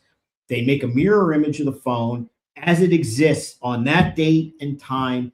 Nobody can tamper with it. You have an exact digital Yes. print of the phone from the day we searched it. And then you return it. And there's nothing, and if the defendant gets the phone back and deletes the contents, they can't delete what you've taken off the phone and preserved in a separate drive. Okay. Right. So they get denied the right to search the phones, which is the proper ruling. Mm-hmm. And say, well, we don't want to give the phones back because we may appeal this. And if we give them back, maybe she'll delete everything and this and that. That's a you problem, meaning the prosecution. This is embarrassing. Okay. Never mind the fact that they would even want to try to charge her with crimes at this point for this, but they screwed up. They did nothing with these phones. They should have done it before the first grand jury. They just sat on their rights. They did nothing. It's over. Okay. Karen's never going to get charged with any crimes arising out of any of this. It's over. From your lips to God's ears. No appeals court is going to say, you know what, you want to search the phones now and try another grand jury. Go ahead. It's not going to happen. It's insane. Give the phones back. It's over. I mean, look, do they have a right to say we may want to appeal? The judge takes it under advisement, whatever. But at the end of the day, it's over. I mean, whether this bothers people or not, Karen's never going to get convicted for any of this. None of it. It's over. She's never going to get it's over. So, question that Nani had was saying that, like, and I recall this right after, didn't they order everything to be returned? Like, remember the car and the phones, and like I remember there was an order. I know that I know think that the true. issue came up with the phones when they asked the phones back, and then the prosecutor said, "Well, we're doing an investigation." Oh. Wait a minute. How now? Another interesting legal issue, which I don't really know the answer to this because I haven't researched it because it's just not the kind of thing right now. I don't even know what authority the special prosecutor has to just sua sponte launch an investigation into this without being tagged with this specific task, given that you're a special prosecutor. I don't know what his engagement even allows. I mean, you can't just have a special prosecutor decide, I can investigate anything I want, Alexander Haig, I'm in charge here. I'm in charge. That's an issue for them to determine. But all of this is just makes no sense to me legally, but also from a PR standpoint. It's over with Karen. Let it go. Okay. Civil court. Everybody's suing everyone in every direction for everything under the sun. It'll be handled in civil court. Let it be done. But I don't think the taxpayers need to be involved in this. It's over. They tried her twice. They spent God knows how much money. We know that answer. It didn't over $2 million. It's time to move on. It's over. It is. And I think that if you could tell anything by a judge's questions that they ask and their kind of demeanor, I think that Doolin is one that kind of shows it a bit. And I feel very confident that Karen's getting he's going to give it back. Yeah, no, she'll get her phones back. I mean, what are they going to do with them? And I mean, look, they can't hold the phones in perpetuity just because they don't want to return it. They have no evidentiary basis to have the phones. Now their argument is, but we have a right in theory to appeal, and maybe we can hold them until then. Now, if that's what the judge rules, that's what the judge rules. But this is all delaying the inevitable. It's over. Mr. Bederow, what about Karen Reed factory resetting her phone? What do you mean? Why would an innocent person, Mr. Bederow? Just kidding. I was doing a bit going into Kate Peter of saying that she actually was at court that day and came up behind Karen Reed, screamed obscenities at her, confronted her, and then left in shame, hopefully. And there was questions that she asked, which is, why did you factory reset your phone? Now, Cass probably like, who the fuck, what is happening right now? You're a large woman. She is a tiny woman. And she's like, what is happening? But there is nothing I think that it negates any argument that Kate has if you're asking that, because first of all, Karen's phone from January 29th, 2022 was seized, was taken on January 29th, 2022. The phone in which she questions was the 2024 phone, right? So that she didn't have that phone at that time anyway. There was 2 different phones, I believe, one of which was factory reset, the other one wasn't. So what, if any, substances that have to the anti-Karen Reed collective that believe that is some form of breaking news that Karen did? Well, first of all, I don't know that she did or didn't do that. Certainly, if it comes from the source that you're suggesting, I wouldn't put any stock in that source. I mean, I wouldn't believe if that person said today was Saturday unless I looked at a calendar and corroborated it. I mean, Corroboration.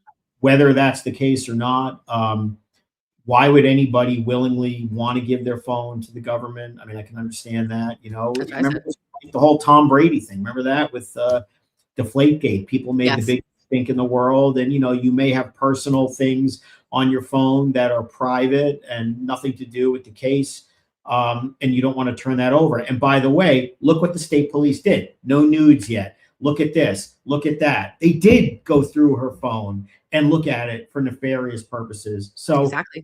honestly, are you giving the benefit of the doubt to the source you mentioned in the state police? I'm not.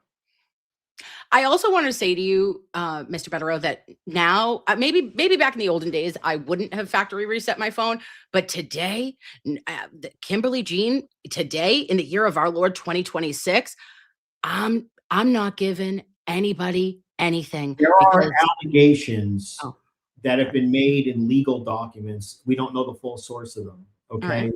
right. That Michael Proctor had unauthorized photographs that Yes, he shared with people, yes, that he leaked other confidential information. victims. Yeah, No, he said no nudes yet, and then tried to tell you I was joking around. In light of the allegations that you know now, does that sound like a joke to you? Not to Nope. me. Okay, so who's the smart one here, assuming she factory reset her phone and was under no obligation to do anything? Who's the smart one here? Thank you. And I would do it too. And I recommend everybody. I would recommend all of us that, like, you're sitting there. It's like you don't need Unless to. there's an order. I'm not advocating, destroying or spoliation of evidence or anything like that. But No. I'm not. Look, Well, there don't are- talk about anything. Like, get there a are lawyer. people- Don't talk, and because they could use it against you. In my there opinion. are people who are agents of chaos or live online who are just obsessed with arguing that Karen Reed is guilty, that she did this, she did that. The evidence doesn't support that. The jury rejected that. Move on. Find something else. Okay. There's nothing of value on her phone. They're not going to have it. They didn't even get a warrant properly to search her phones, so a judge is not going to let them. You can speculate all you want about what it would have proven or what it did, but in a court of law, nobody cares what Twitter lawyers and online agents of chaos scream and yell about, or if they go follow someone in court and yell at them about why did you do this, why did you do that. Nobody cares. Nobody cares. Nobody cares. cares. Agreed. So also though, I did want to say it was kind of interesting because Catherine Peter did a spaces after the going to court, and she was worked up. I'm telling you, she was wound up like a top. Okay. And she is telling us everything, and it was recorded spaces. So that was a choice. And she says, I mean, the most egregious shit about Karen, calling her names, alleging substance use issues, and just calling her every name in the book. And then, though, what was really interesting, Mr. Bederow, is that she admits that she had intention. Her intention, which one can't prove sometimes unless you tell me exactly what your intention was. And what you intended to do to Karen was to intimidate her at court. And then You called her names. You said, why are you doing this with your phone? Why did you factory reset your phone? You also asked her, why did you give Turtle Boy names of, or no, addresses of people? She didn't answer that. Then when you're leaving, you say, Karen, you're a murderer, which is all things that, like, A, that's not true, but B, you are allowed to say that. Now, what you're not allowed to say is what she did on that Spaces, which was, I was at court. I hadn't met, it's not like I had met her in a back alley, because had I met her in a back alley, it would have been different. Well, Now that feels threatening to me, Mr. Bederow. Does that sound threatening? so I'm not going to comment on all of that. We're Understood. processing that, and we'll deal with that in the appropriate way. But what I will tell you is this: Sorry. in a generally speaking, if you talk about things which could be witness intimidation or whatnot, it would actually be worse to do that in a courthouse than on a public street. And that's all I'll say. That's it. Okay. Now. I was just like, I sometimes honestly, I wonder if we're in a simulation, because the hypocrisy of some individuals is mind blowing. I go, wait, I'm sorry. You want whatever. I'm not going to go there, but look, I'm just going to say it is insanity. There are a lot of people who hang on to this for whatever reason, online agents of chaos, Twitter trolls, or whatever they are, Twitter lawyers in certain cases, wherever they be, Massachusetts, elsewhere, halfway across the country or halfway across the world. It has no impact on what happens, in these cases. But beyond, the hypocrisy that you're describing and what was said, I mean, I'm vaguely familiar with it for now. I'm aware it's recorded. I'm aware it was said publicly. It's being processed, but I'm not going to comment on what it means. Sorry. No, I meant that, like, I clearly didn't mean that, like, in a actual, I was just saying, like, generally, I know that clearly you couldn't, but I was like, this is documented. Like, now we have documented evidence of this. And I mean, you want to talk about absolute foot in mouth and, like, sit and spin on this one. Wild behavior. And, you make your bed to everybody. You make your bed, you lie in it. And there are certain things that I will not, I cannot understand. And I didn't mean to put you in a weird position. I apologize. No, it's not, in a weird position. In a general sense, what it really does is shed light on the overall absurdity, misuse, misapplication of the Massachusetts statute. But beyond that, I'll say no more for now. Okay. And then as it relates to, there was one other case that the civil trial versus the phones, getting back for different. So there was another meeting of the 9 panel of, insanity. I go, why do we have this many? But also AJ looking like $1 million, incredible background. Accent daddy, I don't know his name, but like Salinger, is it Salinger? I say it wrong, so that's why I just say Seligson is his name, right? Seligson? Seligson, I believe is his name. Seligson. Okay, I'm gonna try to get that. You're talking about Karen's lawyer, the civil lawyer. Yeah. I think his name is Damon Seligson. I'm not gonna say it right. Whatever. So, Mr. S, Damon S, he was incredible. Okay. I could see AJ just sitting there. And at times, like, you can read it on his face, just like you in court. When I see you guys and I'm like, oh, they have things to say. They're ready to go. And although you're allowing your co-counsel to do it, I can just see it on your face. So that is hilarious. I love it. 10 out of 10. But so we're seeing AJ sit there and Damon, attorney Damon, is talking, and he's like, hey, boo. And also love to hear him talk. He could tell me everything. I love the judge. Okay. But this was on the email. This was the blind CC email one that they just had this week. And the Diller, okay, he's a other side, O'Keefe's side. He's like, Yeah, I'm using case law, which is not even applicable because it was a one-time thing that happened in Karen's. This other one is the only Massachusetts state law or a case law that ever was used, but it's not even like, it's not apples to apples, it's apples and oranges. And he's just saying, how dare you, our side, Karen's side is saying, how dare you say that this is like a repeated behavior? We reached out to you guys twice within 40 minutes, asked you to please just, please get rid of the email. It was an oopsie doopsie. And Diller is like, I'm going to impeach. And also Karen no longer has attorney-client privilege. What are your thoughts? And I talked about this the other day a little bit with Martin, brother counsel. Yes. There's numerous layers to this. There's the law.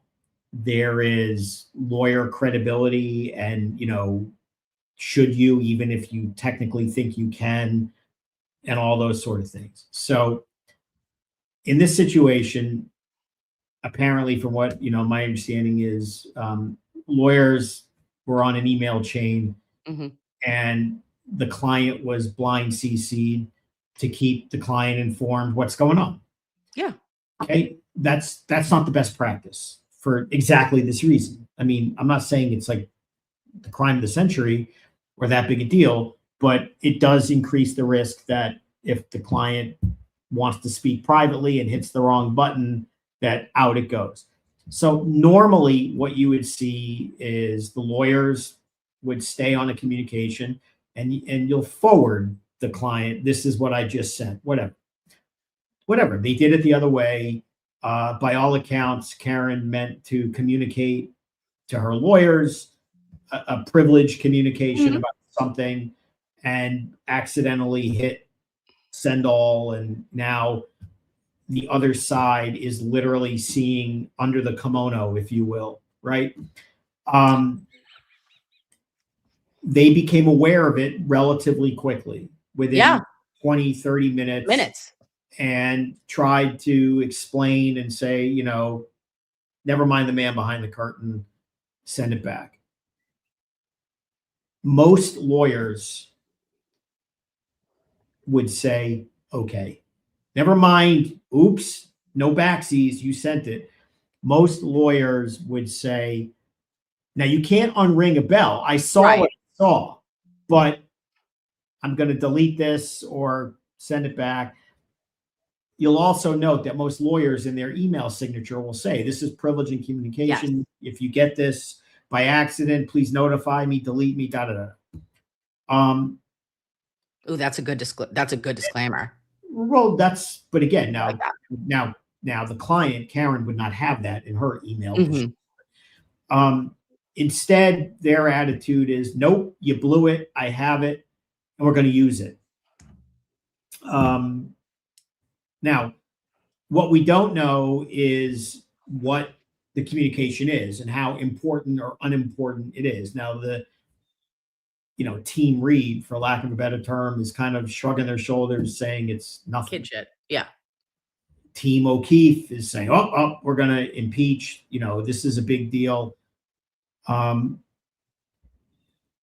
It's not a great look for the O'Keefe lawyers to do it this way and to have this a public battle over something that clearly was intended, was a mistake, and efforts were made immediately to bring it back. Now, on the other hand, suppose hypothetically the information is of use to them and inconsistent. I'm not saying it is, by the way, to what previously had been represented. As a lawyer, you're saying, well, I don't want to just not have the chance to potentially impeach a witness with this. I'd imagine what's going to happen is the judge is going to look at it and say, we're going to table this issue. If during the course of the case, you think, meaning the O'Keefes, if you think that this is something that you're able to use, you're going to notify me before you do it. And then I'll decide, given the full context of whether it's inconsistent or not, how material or not is it, about whether you can do this or not.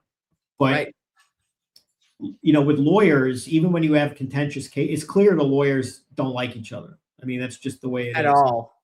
Well, clearly, because again, if this was a different proceeding, I don't think this would have happened. This is not how most lawyers would do it. Interestingly enough, you saw the Commonwealth do the same thing with a communication that they claimed was waived between Karen and David at the time. Mm-hmm. I want you to notice one thing about what happened with that. During the legal argument over that issue, it was Bob Alessi who was arguing against it. I don't think he got 30 seconds into it. I don't even think he got into a legal argument before a judge who 97% of you all think is corrupt and in the tank, hated Karen, hated her lawyers, before she basically said, Mr. Alessi, sit down. No way, this is out. There is something gross about using hyper-technical attorney-client waivers. And, when lawyers don't get along and are very aggressive about this kind of stuff, you need to be careful because the shoe could be on the other foot at some point.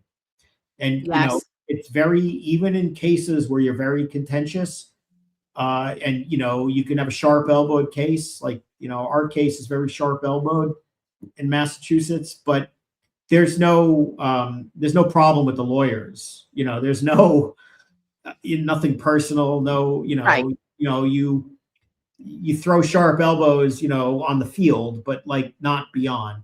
Yes. This kind of stuff seems very, very hyper aggressive. I think it's a terrible look, and really is just indicative of the level of disdain that you have. And the only wild card here is we don't know what's in the communication, how important it is. And I feel, though, if it was that important, Mm-hmm.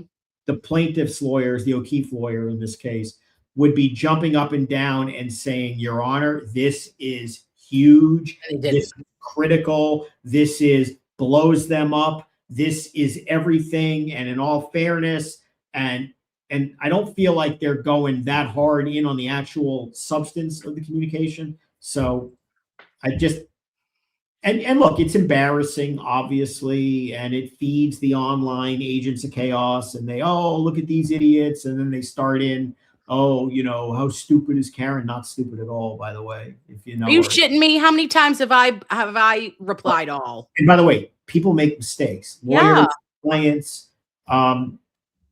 Look, it's a way to do it. One way to do it is to go aggressive and say, I'm going to go all in and get it. I'm not sure most lawyers would do it the way they did, but they're doing it the way they're trying to do it. The judge will ultimately determine. And I imagine what the judge is just going to say is, we'll revisit this if and when you think that this actually may matter. Right. And I do want to say, when they were coming into court or announcing everybody, they were like, for attorney Reed instead of for defendant Reed. They called her attorney Reed, and I was like, Freudian slip much. I loved it. And also a sidebar, we're all not perfect. Who are you to judge? And like you're saying, Diller kind of clutching his pearls. Oh, who is he? Clutching his pearls, I was beside myself when I saw this email. It's like, bro, shut up. No offense, but you definitely had 2 emails from Team Reed by the time that he opened it. There's no way that within 40 minutes that he opened anything, because why? I don't think he's checking his emails like that. And it wasn't it. So you've been asked twice within 40 minutes, to hey dude, my bad. Can you, we mulliganed this. Can you just not do it? But like you said, if there was something there, Diller is, he would have made a bigger scene. And actually the judge didn't even ask to see it prior to that. Then he was like, okay, let me take a look. I'll take a look-see in camera and I'll figure out what this is. But I still trust the team Reed and Damon saying, go look at it, Judge. You're not going to be nervous by it. Just can't I mean, you try to relate it to your own practice and whatever. I can't imagine a scenario in which I had a case with any of the DA's offices out here in whatever borough or county. And for whatever reason, if I sent an email and blind copied the client, and then the client replied to me and the DA and said something to the effect of, well, when I did it, it was because of this, admitting the crime or whatever. And I would call the DA and say, oh my God, that was a mistake. I can't imagine any prosecutor anywhere other than, of course, the special prosecutor in Karen's second trial, who would say, oh no, I'm going to use this and everyone's going to know, the jury's I'm going to try to have the jury hear that your client admitted they committed the crime. Any prosecutor here, I have full confidence, would say, yeah, that, now, again, in their mind, do they feel emboldened? I know he did it, maybe, but to use that in court, don't think you would see that. On the other hand, look, lawyers are zealous advocates, and a lot of people may have opinions about the O'Keefe lawyer. He's clearly a zealous advocate, perhaps overzealous, depending on your view. He's doing what he thinks is his job. If he wants to take an aggressive approach, he has a legal right to do it. I'm not sure all of us agree with the approach or the optics or how it makes everyone look, but lawyers are lawyers. There's different levels of aggressiveness. I don't know that this is the hill that I would die on if I were the lawyer, other than with the only disclaimer, I don't know what he's claiming he has. Truth. Now, did you see Peter, your pal, lawyer, Peter Tragos? He said that he thought the Diller was like fatigued. He's already like seeing signs of fatigue with like, do you see that? Well, I don't watch the hearings. I mean, I hear little summaries and I'm aware. Yeah. So I don't know. What I can tell you is this: usually in a plaintiff's lawsuit like this, a lot of times you're working on commission. Okay. You need to get paid. And you're not okay. So wait a minute. Are you saying that they took like a 30% here or 30? I have no idea.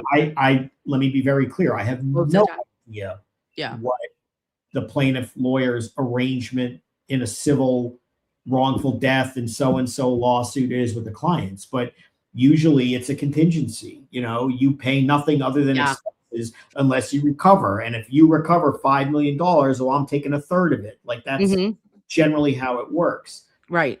Now, that doesn't mean that's how they're doing it, but as a plaintiff's lawyer, when you work on contingency, you have to be very selective in what case you take. Because if you take the wrong case and you go all in and you get nothing, well, 33% of nothing is nothing other than expenses. So you have to also remember, they sued before the second trial. Yeah. They were going on, whatever they thought the evidence was. And the evidence ain't there, okay? Because even at the civil lawsuit, even though the burden of proof is much lower, preponderance rather than beyond a reasonable doubt, if you're going to blame Karen for John O'Keefe's death, you can't blame her for any other reason other than she ran him over drunk. And the question becomes, how are you proving that? Okay, because you've seen, forget the criminal burden of proof. The ARCA people are coming back. The medical witnesses are going to come back. And although Karen had no burden of proof in the criminal trial, all she had to do is show reasonable doubt, which she did again and again. Wouldn't you, watching the case, the criminal trial, if you were to say, if the issue was, on which side of 50% do I sit? She probably hit him with the car and caused the injuries and ended his life, or probably didn't. I would say, based upon Rentschler, Wolf, La Posada, the other wolf that testified for the prosecution. Ezekiel, yep. Squirty Bello, the issues with Proctor Buchanan and the tail light, the tail light pieces. Mm-hmm. I would say they, without having any obligation to, that at the criminal trial, they essentially satisfied what will ultimately be their civil burden. Now, so clearly they're in a weaker position, meaning the plaintiffs, from when they filed the suit. There's a hung jury and now we have a new prosecutor and he's going to prove with all this tech data and blah, blah, blah, blah, blah, what happened. But that stuff doesn't outweigh science, hard science, engineering. Amen. That's hard science. That's like not soft science. Yeah. Right. That's not opinion. That's not could be. That's science. Amen. As Jesse Pinkman said, right? Science, Mr. White. Science. That's science. Science, Mr. Bederow, science. Anytime you can work Breaking Bad, we always do. Love it. So if you're the plaintiff's lawyer, now you're like, this case is not getting better, even though the burden of proof is better. So might that be bothering them? Yes. But what did Peter say about why he believes they look exhausted in the case, other than my only thought is that it's not panning out? And certainly look, if Karen got convicted in the criminal case, the civil case is a joke. It's like, absolutely, it's over. That absolutely. So no, he just looked, I know that he was just saying that. And I think that they've been going for a longer time. Like you're saying, this happened before trial 2. And now he's seeing how this is shaking out and that he is putting in all of this time, right? And it's like, for maybe you're seeing it slip through the cracks, you know what I mean? Or not slip through the cracks, but it's like, you've put so much in, and I just don't think it's looking well. It's interesting. Maybe I'd like to know more. I'm not going to watch a 2-hour video. I don't have time, but Peter is a skilled, talented, and well-known civil plaintiff's lawyer. Like this is his wheelhouse. Okay. So, he would know as much as anyone out there how, these kind of lawsuits work. And if he sees that, that's interesting. I love that. Actually, this is interesting and I almost like it, but I'm going to ask you, Mr. Bederow, thank you so much for your time. As always, we've done over 2 hours. Kelly Kell says, can we have a call-in session one time with Mr. Bederow to ask legal questions? No, but yes. Is there a way, Mr. Bederow, that I could give a phone number, have people leave voicemails for questions, and then I can go through them and then do that? You can do it any way you want, but there's with a disclaimer. There's always a disclaimer. Oh, lawyers don't give specific legal advice to people who just call. If we're talking about, cases, analyzing situations, that's what they meant. And no disrespect to anyone, but we don't just distribute legal advice randomly without establishing a confidential relationship, being retained, and yes, in almost every situation, getting paid. But we don't get paid for this kind of stuff. So if we're talking about no, he just volunteers. I'm a fucking charity case. So if the answer is, I have a situation, if I have a situation in my life where, then the answer is, particularly if you're in New York or New Jersey, call, we'll set up an appointment. But we can't do public, I have a problem discussions. But if it's discussing, I thought it was case related. I thought that they were going to be like, hey, Kim, because I don't read questions. You know what I mean? Like, I don't. About this stuff, sure. This is what I think she meant. I'm giving analysis. I'm not giving specific legal advice. I don't give specific legal advice over the internet. Noted. And clearly you would not. No. And again, so that is hilarious. So I might maybe guys, I have a lot happening in my life right now. I have a very busy 2 to 3 weeks. And so maybe sometime in March, I could give a phone number, like a Google phone number, have messages left. And it would be like, Mr. Bederow, what do you think about you know what I mean? Like Tally or like Proctor or whatever they want, or questions. And we could maybe do something like that. I could just bring up the question, like the voicemails on a show. I think that'd be cute. Well, it's funny. I mean, the questions could be interesting, and my eyes just rolled to the right again to the chat, and somebody said, "What if we ask questions about like what's on the mantle?" I love that. Well, Can they ask you that kind of? Tell us what's on the. Well, tell us now. You got a minute? Yeah. I don't know what you can see. Can you? I can see. That's Saul Goodman, bobblehead. See? Hi, Bobble Saul. This is a mug from Better Call Saul. Mm-hmm. World's best lawyer. No, second best lawyer, because if you remember in Better Call Saul, Kim Wexler gave him that cup and wrote in second because, haha, I'm the best. First, yeah. These are ASU football helmets of various variety. These, of course, need no explanation, right? Patriots, yes. These are trinkets from the old DA's office, like the gold shield you would get. I can't see it. Move your head. You got to move your melon. The gold shield plate. Nice. This is the Massachusetts frame mug that Richie from Microdots gave me a long time ago, which I thought was funny. The red Solo cup that somebody gave me. Somebody even last week. This is a miniature leaf blower. I don't, it's funny. I love that. We added some Wally trinkets. Wally is kind of a thing for us. Wally the robot from these are Cohiba and Padron cigar boxes and mugs, and this is the Encyclopedia Britannica. No, this is the entire Ian Fleming James Bond book collection. Oh. This is all Winston Churchill biographies and similar World War II stuff, and some Civil War history books. Oh my God, you're a nerd. I love that. Well, I'm a history major, and I didn't know you were a history major. Yeah, no, I read everything about World War II, the Civil War, all that kind of stuff. Oh, I'm sorry. I'm a James Bond nerd. Well, I'm not a James Bond nerd. I am a Dungeons and Dragons girl. I'm a history buff. I love the reason Winnie Girl is named Winnie is that's the female Winston Churchill. She would have been Winston if she had been a boy. I love that. Lola is named Lola is because when we were sitting around, my son said, "How about Lola?" We said, "Okay, it'll be Lola." Oh, okay. This is too cute. And we want questions like that, lovies. We'll do a March show of getting to know you and cases only. Don't ask legal questions about yourself unless you need to. If you do need to, and you are in the area, just call Mr. Bederow's office and you can have it's not for shows. I want to be very diplomatic in this.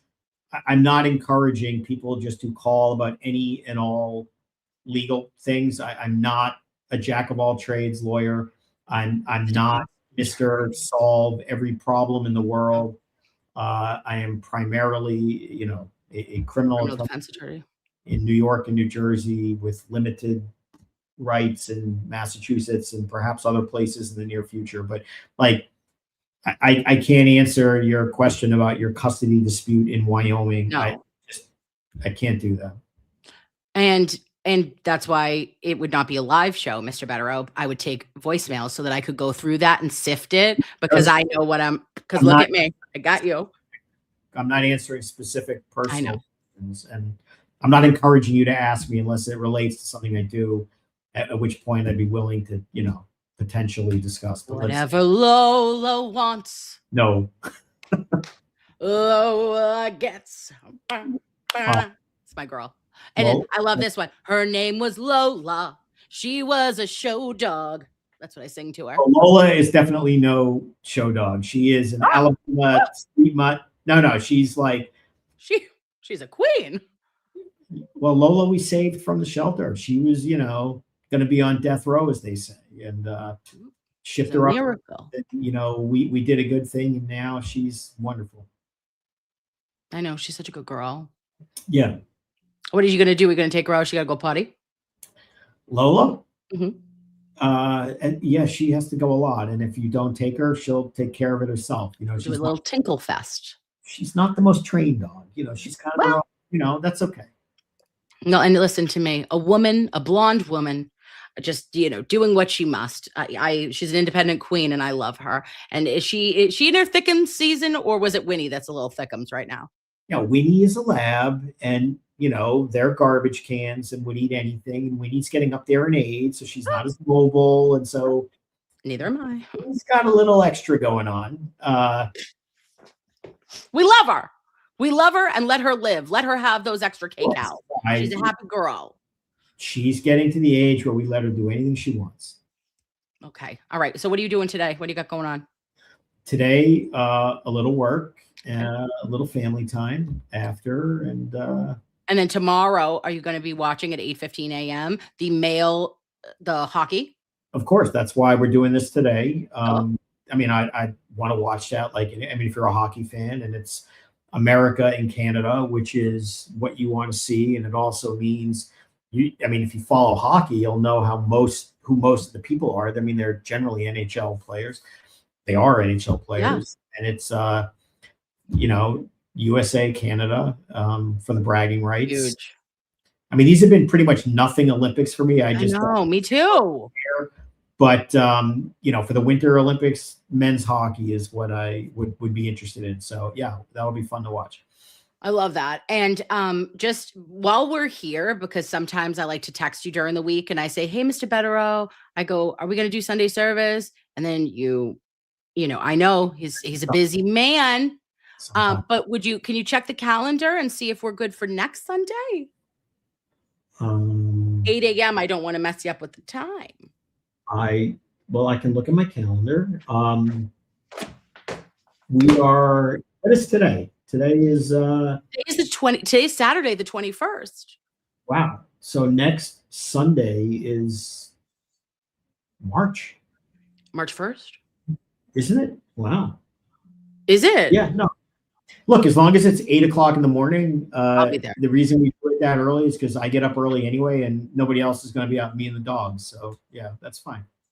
I love that. I appreciate you. I was just busting chops, but I know you know that too. Okay. Thank you for being the best to ever do it. Thank you for giving us your time. Thank you for, I'm sorry that I didn't navigate incredibly well today with certain topics, but my intention is good. And I can't wait to see what comes next, because I feel like there is so much more, and it's always a pleasure to be able to get your just analysis of what we've been thinking about, what we're seeing, and you always make it a great start to our upcoming week, Mr. Bederow. See you next week. See you next week. Bye. Can you stand him? I am obsessed. He's my oh my gosh, has he surpassed? Stop it. All right, Mr. Yannetti, my bowl of spaghetti, but Mr. Bederow, is he my favorite attorney? I think so. It happened. Allison Gregg, thank you so much for becoming a YouTube member at Nurse Kim's house. And to Janelle 2.0 Unlocked, thank you as well, babe. And to Kelly, you're incredible, and I love your glasses. Guys, I can't hear out of this ear. Can't hear, not at all. RD419, thank you also for becoming a member. Amba83 has been a member for 6 months at Nurse Kim's house consensually. Stop it. I also have Holly and Johnny. Johnny and Holly. Holly and Johnny. Who knows? Karen needs a restraining order against Krusty.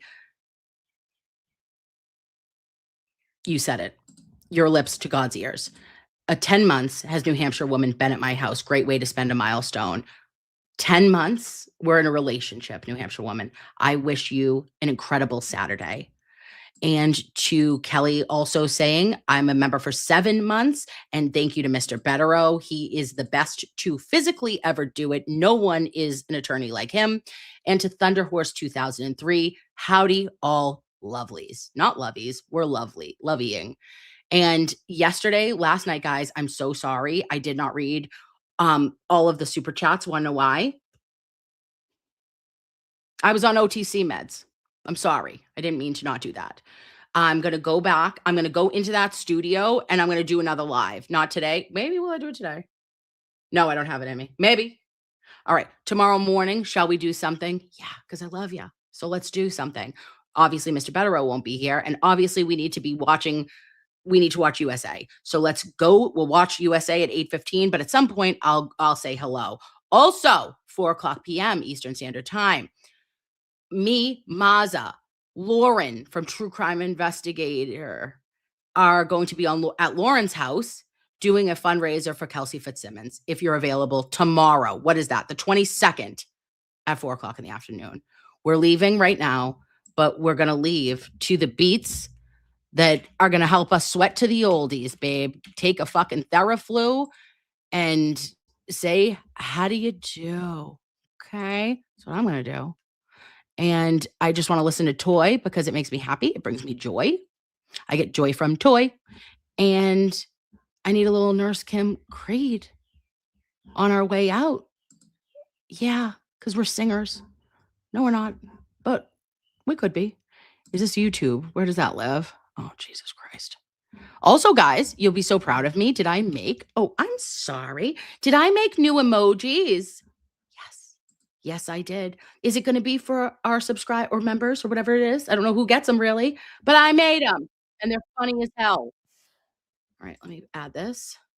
Add. Where does it live? Jesus. Sorry. Share it. Add it. Yeah. Share. Oh, do I make it big? Make it big. And let's dance, baby. Oh. Press play. Thank you, Toy. Thank you, Radhouse Media. Thank you to all our lovies. I love your faces. I'll talk to you tomorrow. Bye. Clench. I gotta blow my nose. Here we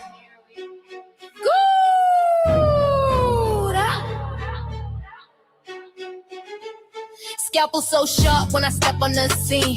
Facts on deck, my cut so clean. Dear little sweet, baby Jesus, grab that spleen.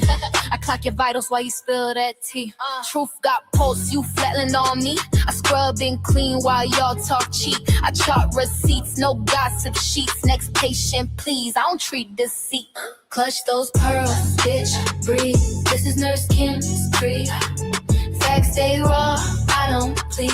Mic in my hand like Ivy's feet. Going for pressure, that's the Boston way. I bleed no cap, truth in my veins. Runs facts all day. Talk your shit, but mind your speed. Conclusion's part of the degree. Talk your shit, I sterilize scenes. Burn through lies like I'm autoclave steam. Mask on tight, can't breathe my air. Pressure so thick, it'll cold you there. Vitals jump when I walk in clean. Truth gets served while you spill that tea. Calm as a cut, no shakes, no plea. I'll make the facts bleed pretty for free. Clutch those pearls, bitch, breathe. This is Nurse Kim's Creed. Facts stay raw, I don't plead. Mic in my hand like Ivy's feet. Going for pressure, that's the Boston way. I bleed no cap, truth in my veins. Runs facts all day. Talk your shit, but mind your speed. Cause clutch is part of Creed. It'd be terrible if I got Still it. with me, lovies. Don't chase clout, chase context. Oh dear sweet baby Jesus. Here he is. Half these takes need triage. Read this chart back. Word for word. Every line I spit is a fact confirmed. Perception versus projection. Same disease. Only truth gets sanitized by me. Woo. Blues clues. Motherfuckers is Debbie. Clutch those pearls, bitch. Breathe. This is Nurse Kim's Creed.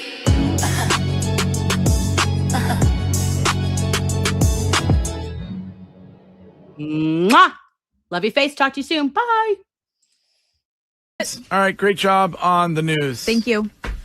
We will, Courtney and I will share what happened when we went to dinner last night, Sunday dinner, coming up. And as